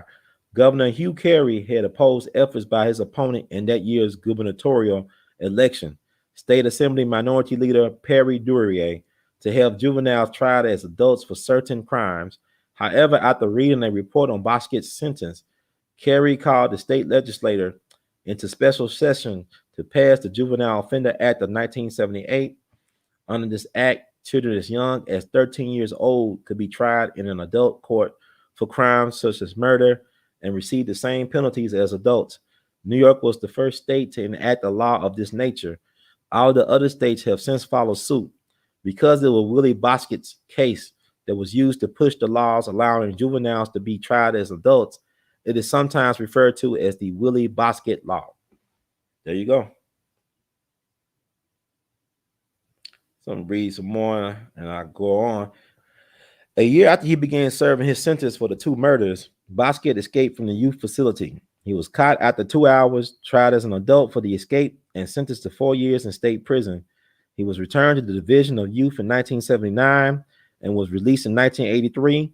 After 100 days, he was arrested when a man living in his apartment complex claimed Bosket had robbed and assaulted him. Then, while awaiting trial on that crime, Bosket assaulted several court officers. He was found guilty of attempted assault for the dispute in the apartment and sentenced to 7 years in prison. At this point, his escape from the youth facility nearly came back to haunt him. He was 16 years old at the time, meaning he was now considered an adult for criminal purposes. In New York, escaping from a correctional facility is a felony, even if the facility is a youth facility. If he had been convicted of assaulting the court officers, it would have been his third felony conviction. Under New York's habitual offender law, he was facing an automatic sentence of 25 years to life. However, he was acquitted. Convinced that he would die in prison, Bosket took out his rage on correctional officers, getting into numerous altercations. Arrested for one of those incidents, he was convicted of assault and arson and sentenced to 25 years to life. In 1989, he was sentenced to an additional 25 years to life sentence for stabbing corrections officer Earl Porter at the maximum security Shawangunk Correctional Facility.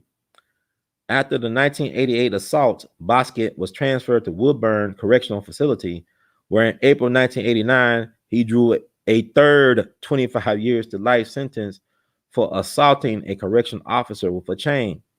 All three sentences are consecutive.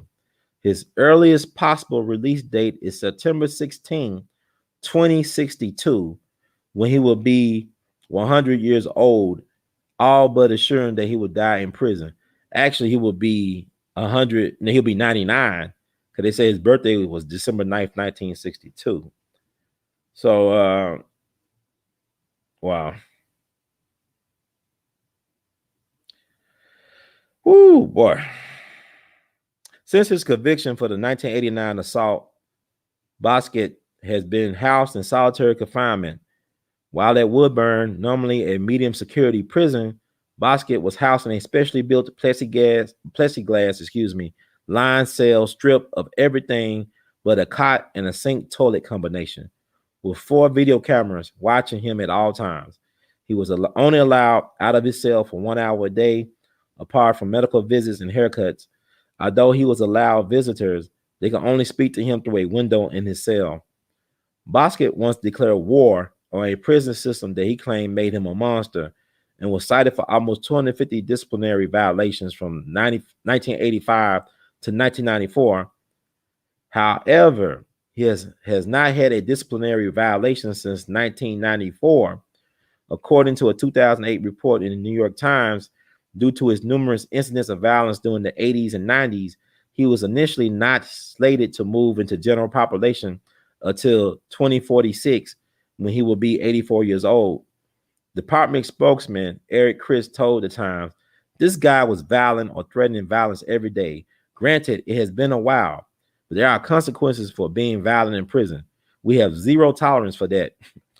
He has since been transferred to 5 Points, a maximum security prison. Although he is still in solitary confinement, he is evaluated periodically, and due to his clean disciplinary record in recent years, may join the general population sooner than 2046. In 1995, New York Times reported Fox Butterfield wrote All God's Children, the Bosket Family, and the American Tradition of Violence, an examination of escalating violence and criminality in succeeding generations of the Bosket family, where he described Willie Bosket's life as marred in violence and dysfunction from its beginning. Oh my God. So there you go.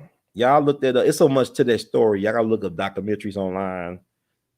Fox Butterfield was interviewed by C-SPAN, I think back in 1996. It's an hour-long interview. It's almost an hour. I think it's an hour, and it's worth watching. Almost an hour. And there's other stuff, and it's unfortunate because you got debt. See, it's a lot of extremes, right? You go from George Steeney Jr., who was the youngest person put to death in the literature in the 20th century America, who was railroaded. His lawyer did not even file one appeal on his behalf. And he was just dead within a month or so after receiving his guilty verdict, right? Like a month or two or so. And you got Willie Bosket Jr., who is the reason why young people are now tried as adults. The main reason. But then it's weird. He had no disciplinary problems since 1994. That's almost 30 years ago. And they still got him in solitary confinement. I interviewed I think the brother named Robert King, the Angola 3. Are y'all familiar with the Angola 3? These were Black Panthers down there in Angola prison. They were put in solitary confinement for decades. And I think Robert King, I don't know. I want to say his name's Robert King, the Angola 3. He's one of the Angola 3. I think it's Robert King. Y'all can find out. I'm not going to look at it right now. But I interviewed the brother years ago when I first started doing podcasting. And he got out in 2001 after serving, I think, 29 years in solitary confinement. And I asked the brother, I said, brother, how did you keep from going crazy? And he basically said, brother Ron, what make you think I'm not crazy? Because the reason why they were putting in solitary confinement, because they were politicizing the prison population, both black and white, down there in Angola. And look at what Angola State Prison, that's a plantation. And Louisiana got the highest, I think Louisiana got one of the highest, if not the highest, incarceration rate per capita in any place in the world. You know, America got like, I think at one point America had 25% of the prisons or the world's prison population. So Angola is a crown jewel in the prison industry complex.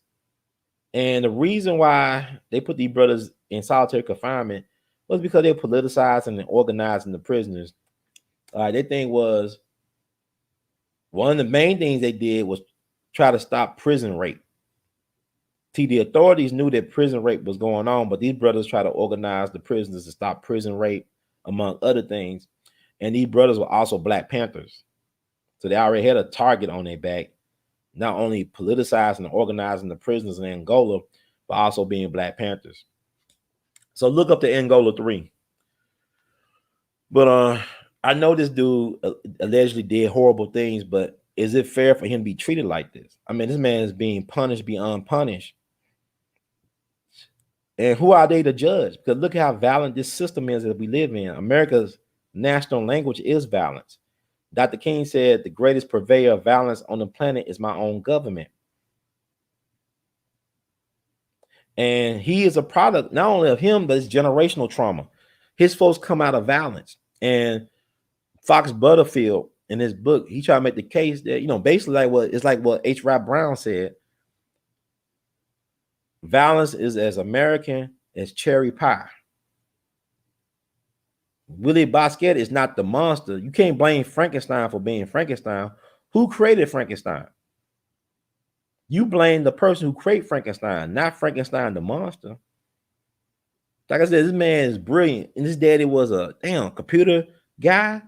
The first prisoner to ever be Phi Beta Kappa. There has never been any other prisoners while they was incarcerated became Phi Beta Kappa. That's wasted genius.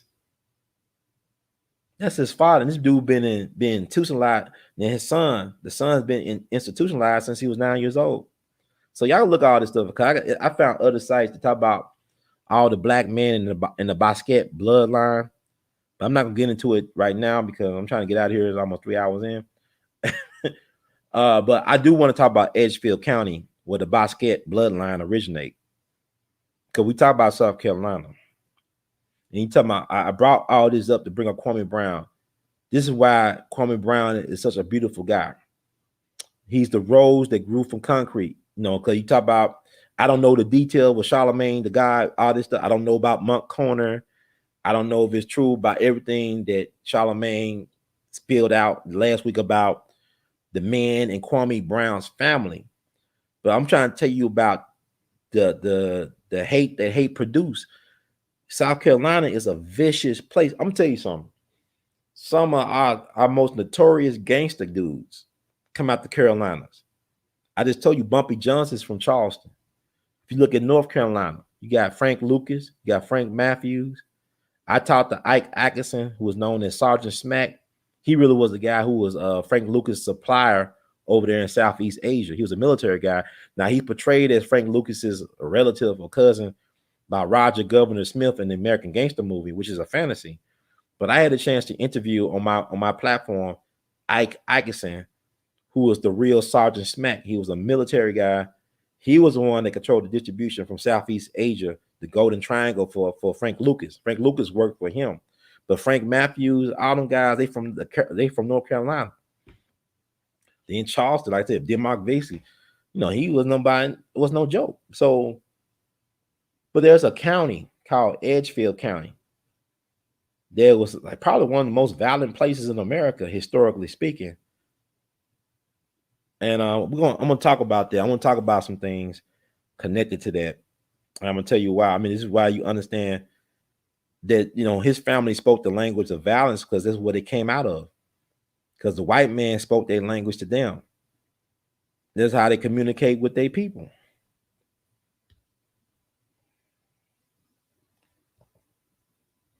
Now, you know what's interesting, Sister Diggs? Look at the interview with Fox Butterfield, the guy who wrote the book about Bosket and his family.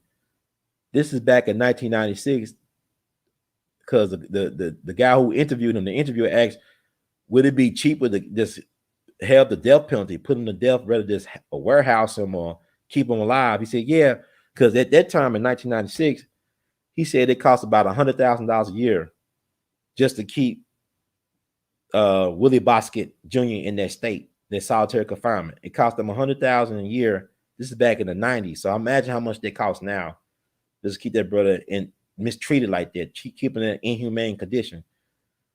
Because it was $100,000 a year back in the 90s. So cost of inflation. It's interesting.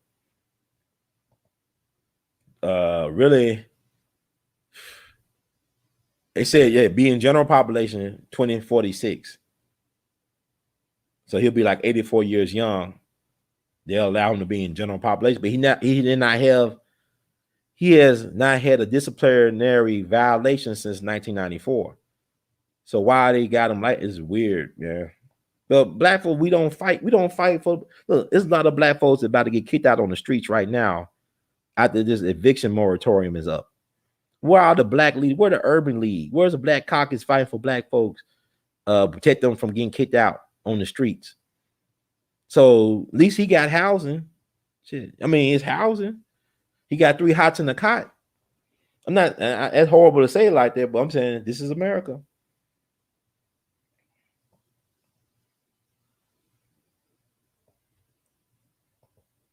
Yeah, this dude had, look, Willie Bosket Jr. well, ain't no joke, man, because I think it was at Spofford. It was the director of Spofford. He was a big dude. The dude that directed Spofford was big. He was 6'8". And they said he was scared to be with this teenager. Like he was afraid to be with Willie Bosket by himself. This is a big dude, imposing. Think about it. He's 6'8", the size of Kwame Brown. Dude the size of Kwame Brown, afraid to be with this boy. This teenager. That's how scared, because they said they used to allow him to do what he want. Like he was in prison, but he could do whatever he want. Like Willie Bosket was interviewed for a documentary. I believe it was called Bad Boys. Documentary. Look it up. It came out in the 70s, I believe. And they interviewed Willie Bosket. He told me how, like in prison, even though he's in prison, even though he's confined, he's free to do what he want to do. Like if let's say he want to cut the grass, he could cut the grass. He don't have to ask nobody, can I cut the grass? He just cut the grass because he want to.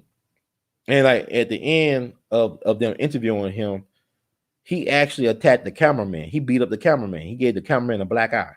Like he smashed the camera into the cameraman's face allegedly, and they got this on tape. They got this on film. I heard like the audio of it from a podcast that I was doing research for this show on, and even at one point when one of them guards he almost killed, this dude was doing an interview with a journalist, and he got up and stabbed a guard in his chest, almost killed the man. He didn't even know the guy. He just wanted to stab a guard who was a symbol of authority. Because like he said, he was at war with the system for making him into a monster. So this the dude, like, and then what people say, they said, ain't like, we don't think he's crazy. He knows exactly what he's doing. It's strategic with him. It's methodical. It's like he's actually in control. But like he said, according to the author of his book about his life and his family, is that he's trying to figure out, could there have been something different? Could there have been some type of intervention for him because of what he came through? You got to think about it. If it's true that his grandfather was molesting him, forcing him into anal sex, and you look at his mama, how she spoke all these bad things over her son.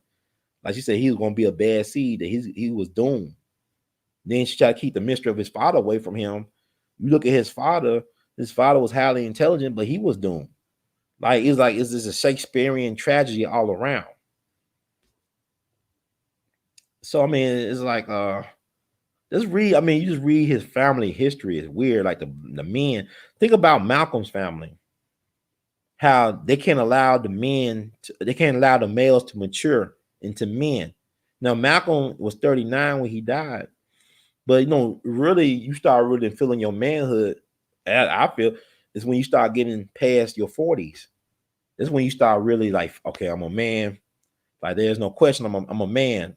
I got, saying, like you've been through some stuff. So they won't even allow Malcolm to cross into 40. And you think about what Malcolm said in his autobiography about the men, his daddy brothers, how they got killed violently. It's something about the black man or black male who wants to be a man that's a threat to the system. Even some black women are scared of black males who want to be men. They using black women. Look at how his mama did him. I mean, she created this guy. She married the man, his father, had his child, then spoke all this mess over him.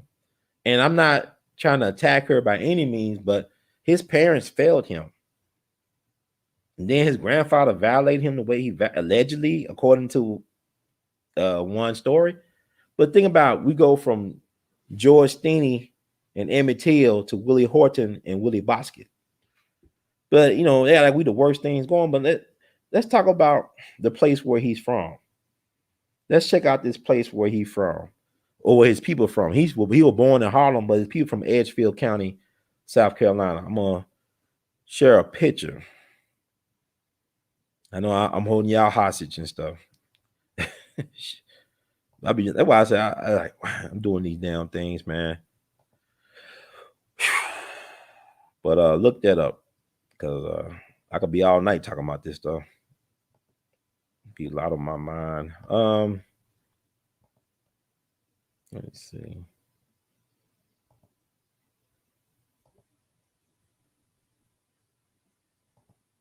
I want to show this picture. I think it's very important. On the left, the guy with the goatee thing, that's Preston Brooks, was a representative from the state of South Carolina right before the Civil War.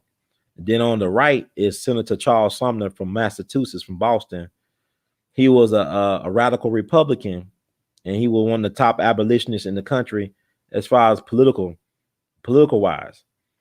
He was so respected by the white and black abolitionists and black community that the first high school for black people west of the Mississippi was named for him, Charles Sumner High School in St. Louis, which was founded, I believe, in 1875. This the same high school that produced Baba Dick Gregory, Arthur Ashe, and Chuck Berry, and so many other amazing black people. So the guy, the namesake of Dick Gregory High School, was a well-known radical Republican U.S. Senator from Massachusetts named Charles Sumner. And the reason why I bring this up, because back on May 22nd, 1856, Preston Brooks literally beat Charles Sumner to an inch of his life. He almost killed this man, beat him to a bloody pulp. And this guy was so badly beaten that he had to convalesce for several years. It took him 3 years to recover from the ass beating that Preston Brooks gave him with his cane. And I'm going to get into that story. And guess where Preston Brooks from? He's from the same place that Willie Bosket people are from, the man and his family. He's from Edgefield County, South Carolina. And so we're going to talk about that before I get out of here. So y'all can understand, like that documentary about Malcolm X and the Nation of Islam that was produced by what's his name? Mike Wallace and Louis Lomax, the great black journalist. That documentary. So you want to blame Frankenstein, but it's really Dr. Frankenstein's fault for making the monster. And really, the Frankenstein is not the real monster. It's the people who create the Frankenstein. They the real monsters. Okay, so let's talk about this story. So y'all think that only black folks beef with each other, that white folks above beefing and name calling. I'm about to show y'all something today. White folks started this stuff, they're gonna finish it, right? It's their system. But you are listening to We All Be News Free Dixie for the 21st century. That's News Free Dixie for the 21st century. Now I'm about to switch the screen. It's this infamous cartoon that shows the ass whoopings of ass whoopings. Not laughing, but Charles Sumner was he was an interesting dude. I mean, he had a mouthpiece on him. He was a lawyer as well, too. But there's a picture of Preston Brooks beating Senator Charles Sumner to a bloody pulp. And luckily he survived that because he was he was sitting behind his desk in Congress, and Preston Brooks approached him, and he couldn't defend himself because he couldn't, he was trapped underneath the desk. The desk was nailed to the floor, but that adrenaline kicked in and he pulled that desk up off of him. But I'm gonna read some versions of it. It's not funny, but I'm not even laughing like that. But read some versions of this thing, and y'all can decide for yourselves. We All Be News Free Dixie for the 21st century. The caning of Senator Charles Sumner. I think y'all can hear me. Y'all let me know. I know my neighbors can hear me.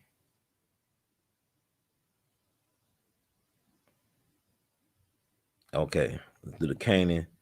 This happened May 22nd, 1856. A lot of things happen in May, right? May 22nd is also Sun Ra's birthday.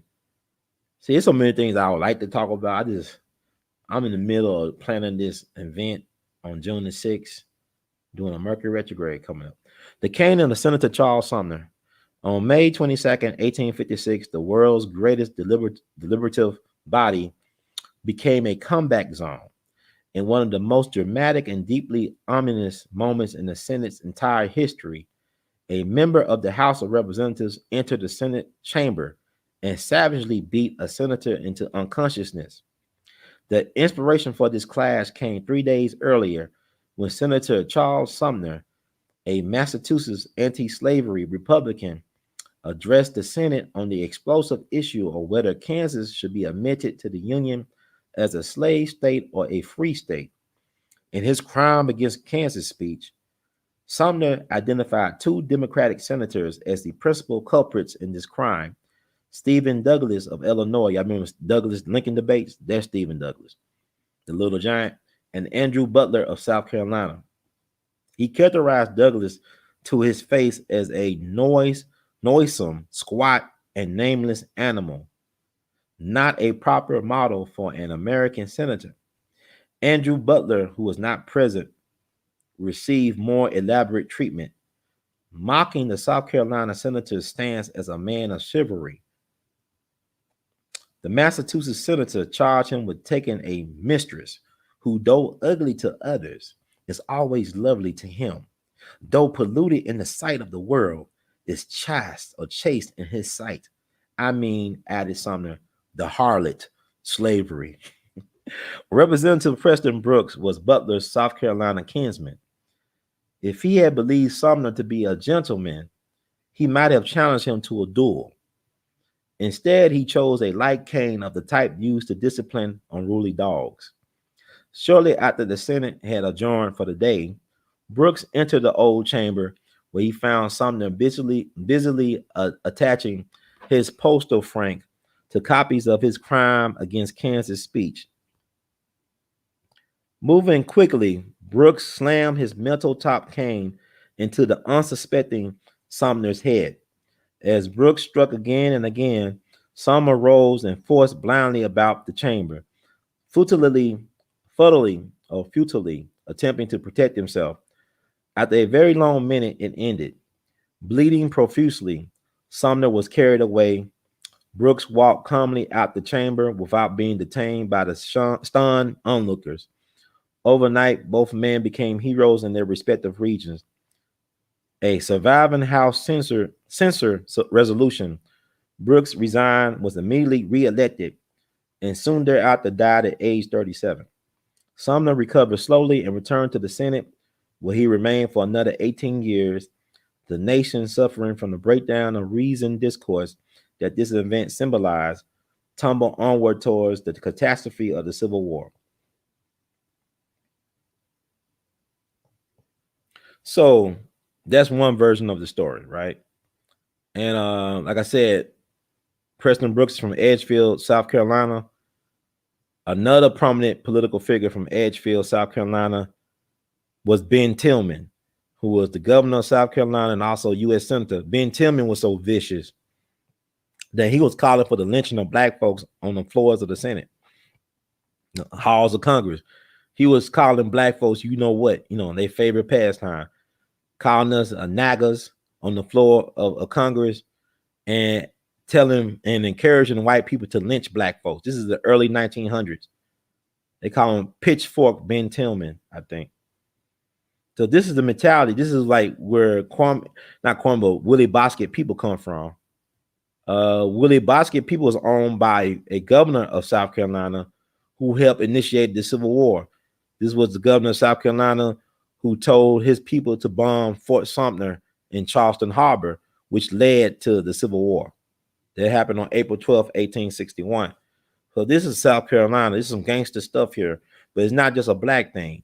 So it's a miracle that Kwame could do what he's doing now and come out the situation he came out of. And I'm not comparing Kwame per se to Willie Bosket, but he made choices. He made the right choices. But what I'm saying is, black men, we are the most feared and envied group on the planet. We are very talented and brilliant, but also what we fail to do is use our brilliance and resources for our own empowerment and to protect our people as well as our manhood. So this got to change. So I welcome Kwame Brown. He could have easily been a statistic like a Willie Bosket Jr. and that bloodline, and it's unfortunate. And I just want to read. Let's see. It is so much stuff, man. It's about Edgefield County. Yeah, Preston Brooks, he died young, man. He didn't get a chance to, get sworn back in. He was 37. And what he did, he died from. He died from something that's like kind of like that package that people down from now. Here, they call it croup. He died from croup on January 27, 1857. It caused breathing problems. Like, it's horrible. Like one statement said he was trying to rip his throat out. He couldn't breathe. It's like a flu-like thing. Said the infection leads to swelling inside the trachea, which interferes with normal breathing and produces classic symptoms of barking, brassy cough, stridor, and hoarse voice. Fever and runny nose may also be present. Sound familiar? What's going on right now, folks? I'm not going to talk about it because they already took down some of my videos talking about it. But anyway, let me see.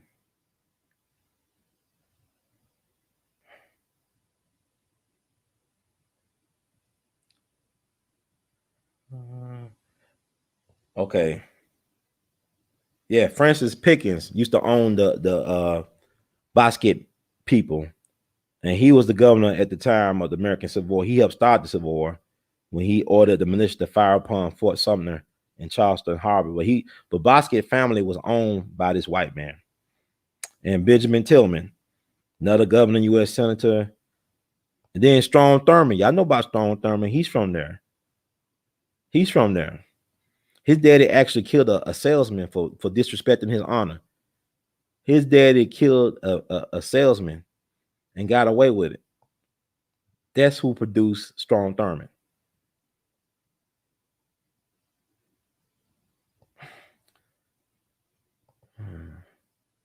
I know. Y'all can look at all this stuff, but I just want to point y'all in direction. You know, Strom Thurmond had that interracial daughter. He probably raped her mama, allegedly. I don't know, because like you think about it, I think the mom was a housemaid for the family. So it was like a Thomas Jefferson, Sally Hemings thing to me.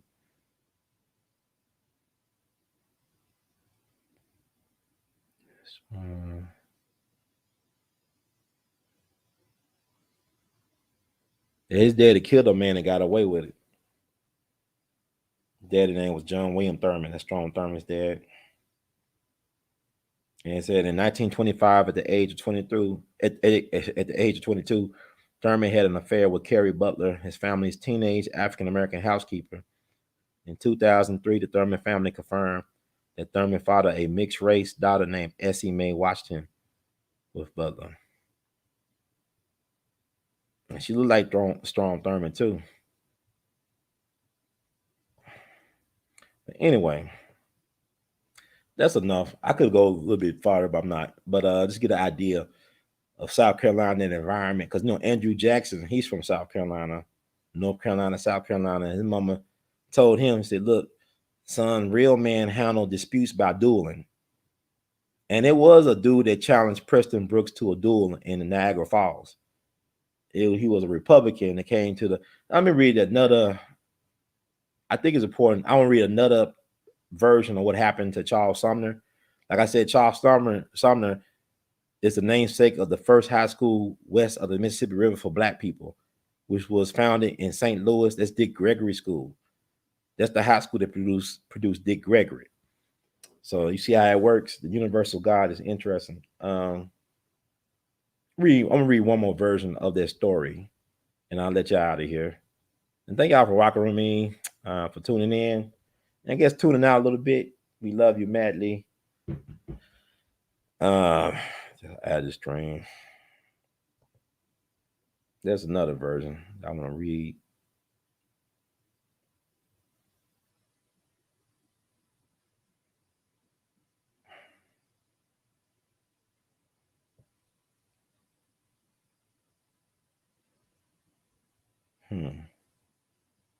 Life is strange.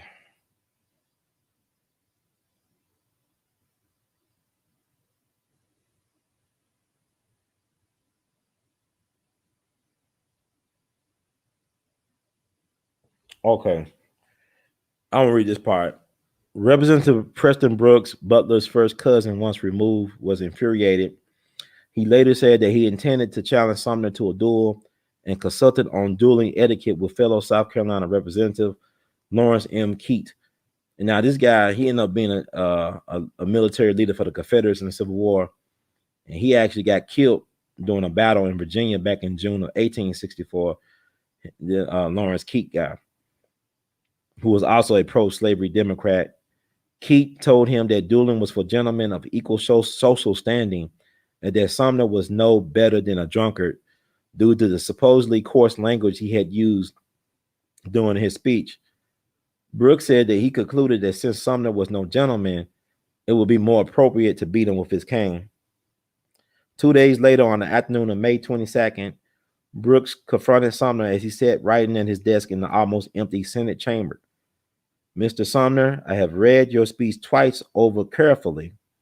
It is a libel on South Carolina and Mr. Butler, who is a relative of mine. As Sumner began to stand up, Brooks beat Sumner severely on the head before he could reach his feet using a thick gutta percha cane with a gold head. Sumner was knocked down and trapped under the heavy desk, which was bolted to the floor But Brooks continued to strike Sumner until Sumner ripped the desk from the floor. By this time, Sumner was blinded by his own blood, and he staggered up the aisle and collapsed, lapsing into unconsciousness. Brooks beat the motionless Sumner until his cane broke, at which point he continued to strike Sumner with the remaining piece. Several other senators attempted to help Sumner, but were blocked by Keith, who brandished a pistol and shouted, "Let them be." The episode revealed the polarization in America as Sumner became a martyr in the North and Brooks a hero in the South. Northerners were outraged. The Cincinnati Gazette said the South cannot tolerate free speech anywhere and will stifle it in Washington with the bludgeon and the Bowie knife, as they are now trying to stifle it in Kansas by massacre, raping, and murder. William Cullen Bryant of the New York Evening Post asks, has it come to this that we must speak with bated breath in the presence of our Southern masters? Are we to be chastised as they chastise their slaves? Are we too slaves, slaves for life, a target for their brutal blows, when we do not comport ourselves to please them? Okay. Let's see. Outrage in the North was loud and strong. Thousands attended in support of Sumner in Boston, Albany, Cleveland, Detroit, New Haven, New York, and Providence. More than 1 million copies of Sumner's speech was distributed. 2 weeks after the caning, Ralph Waldo Emerson described the divide the incident represented. I do not see how a barbarous community and a civilized community can constitute one state. I think we must get rid of slavery or we must get rid of freedom. Conversely, Brooks was praised by Southern newspapers. The Richmond Enquirer editorialized that Sumner should have been caned every morning, praising the attack as a good in conception, better in execution, and best of all in consequences, and denounced these vulgar abolitionists in the Senate who have been suffered to run too long without collars. They must be lashed into submission. Southerners sent Brooks hundreds of new canes in endorsement of his assault. One was inscribed, "Hit him again." Southern lawmakers made rings out of the cane's remains, which they wore on neck chains to show their solidarity with Brooks. Brooks was remembered in Brooksville, Florida, Brooksville, Virginia, and Brooks County, Georgia. Oh my God. Historian William Janap has concluded that Brooks' assault was of critical importance in transforming the struggling Republican Party into a major political force. Okay.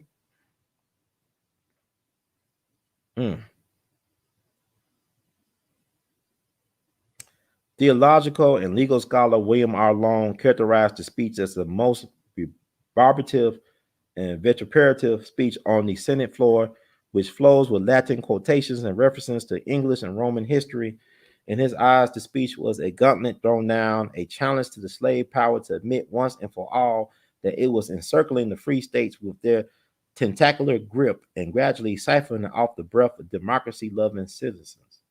Okay, so this thing messed him up real bad. He said he suffered from head trauma, nightmares, severe headaches, and what is now understood to be post-traumatic stress disorder or psychic wounds. But he got reelected.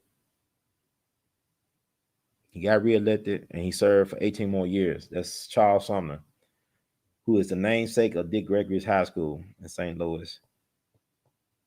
And I'm trying to find something.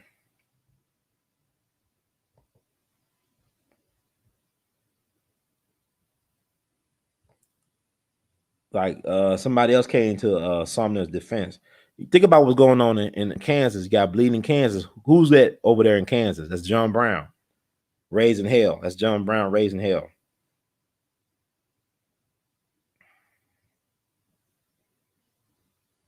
I'm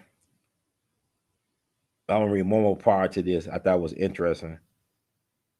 If I can find it. Yeah, Massachusetts Representative Anson Burlingame publicly humiliated Brooks by goading him into challenging Burlingame to a duel, only to set conditions designed to intimidate Brooks into backing down.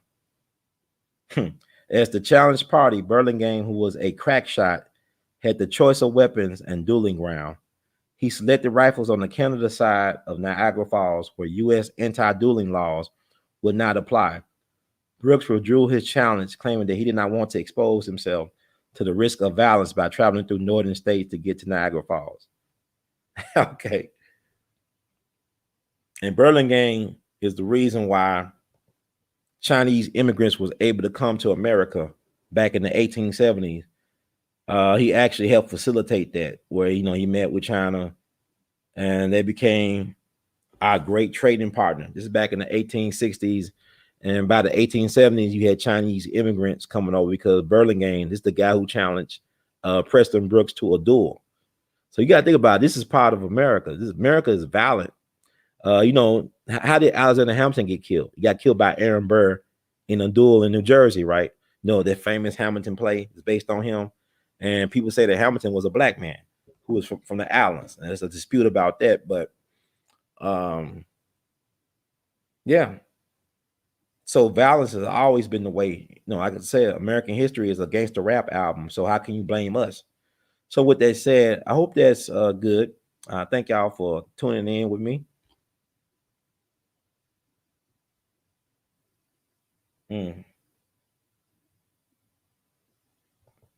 To my strong Thurman daughter. Okay, it would surprise me.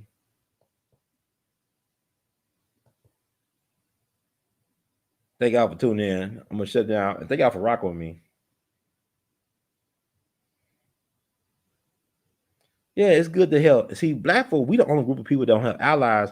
That's why if you knew the history of Malcolm was dangerous because he'll try to connect us to the motherland for backup.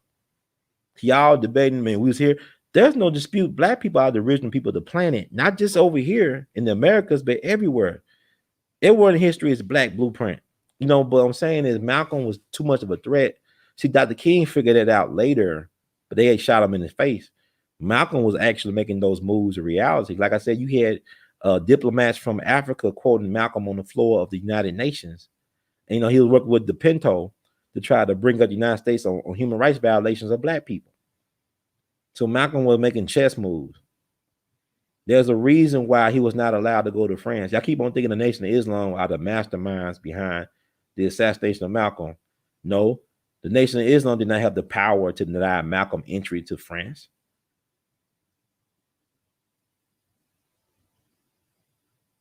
Y'all gotta start thinking. James Farmer. He met with Lyndon B. Johnson after Malcolm got killed. And James Farmer thought it was an international conspiracy, but it had to do with the drug trade. He thought Malcolm was a problem because he was trying to stop the drugs from undermining the black community. He was getting in the way of the French connection. And probably the Corsicans killed Malcolm X. Then you had it's a lot. This stuff is so deep. You can go down many rabbit holes with this. But what I'm saying is one of the key reasons why they had to remove Malcolm was because he was trying to give Black America some backup with Africa. It was not just about religion with him. It was about liberation. Because religion is not liberation. And religion is not the same as spirituality. Two different things. But with that said, thank y'all for rocking with me. I think the stream helped. I think we love you madly. Like I said, I got to work on this Jimmy Lunch today. I got so much in my mind, man. I don't understand. But I want to thank the people who've been supporting, like I said, donating, buying art, buying shirts for art on it. I always support the movement. Cash App, $ R2C2H2. You can also Google, PayPal, Zelle your support, R2C2H2 at gmail.com. You can Venmo, whatever you call it, your support at R2C2H2. Thank y'all so much. We love you madly. Y'all keep on producing and pushing and know that the best is yet to come. And thank you for your encouragement and support. Like I said, man, I'm feeling my age sometimes, but also I'm feeling light as a feather sometimes. I want to thank y'all for that encouragement. So y'all take care of yourselves until the next time. Let me see. Somebody tune in from London, huh? Lady Tamara, we love you madly. I love black women are beautiful. I love, and y'all sisters give me a hard time, but I love black women, man. I love black women.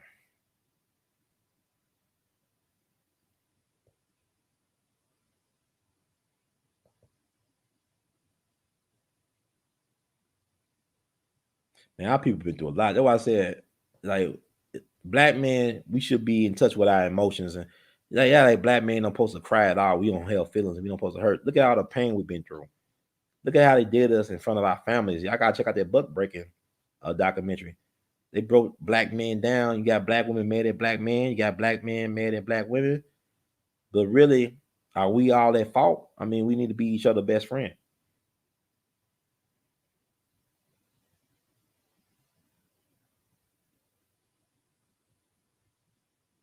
Okay, so I guess it's it. I was just looking through the comments. Yeah, shout out to the silent listeners. Also, props to the moderators. I thank y'all for moderating. I don't get making things a lot smoother for me. Now, I believe in freedom of speech, but some of the people are just obstructionists. You know, they don't care about freedom of speech. They don't care about truth telling. So I want to thank y'all for rocking with me. The moderators, once again, thank y'all so much. We love you madly. Until the next time, y'all take care of yourself. We all be signing out. We all be in it to win it. One love.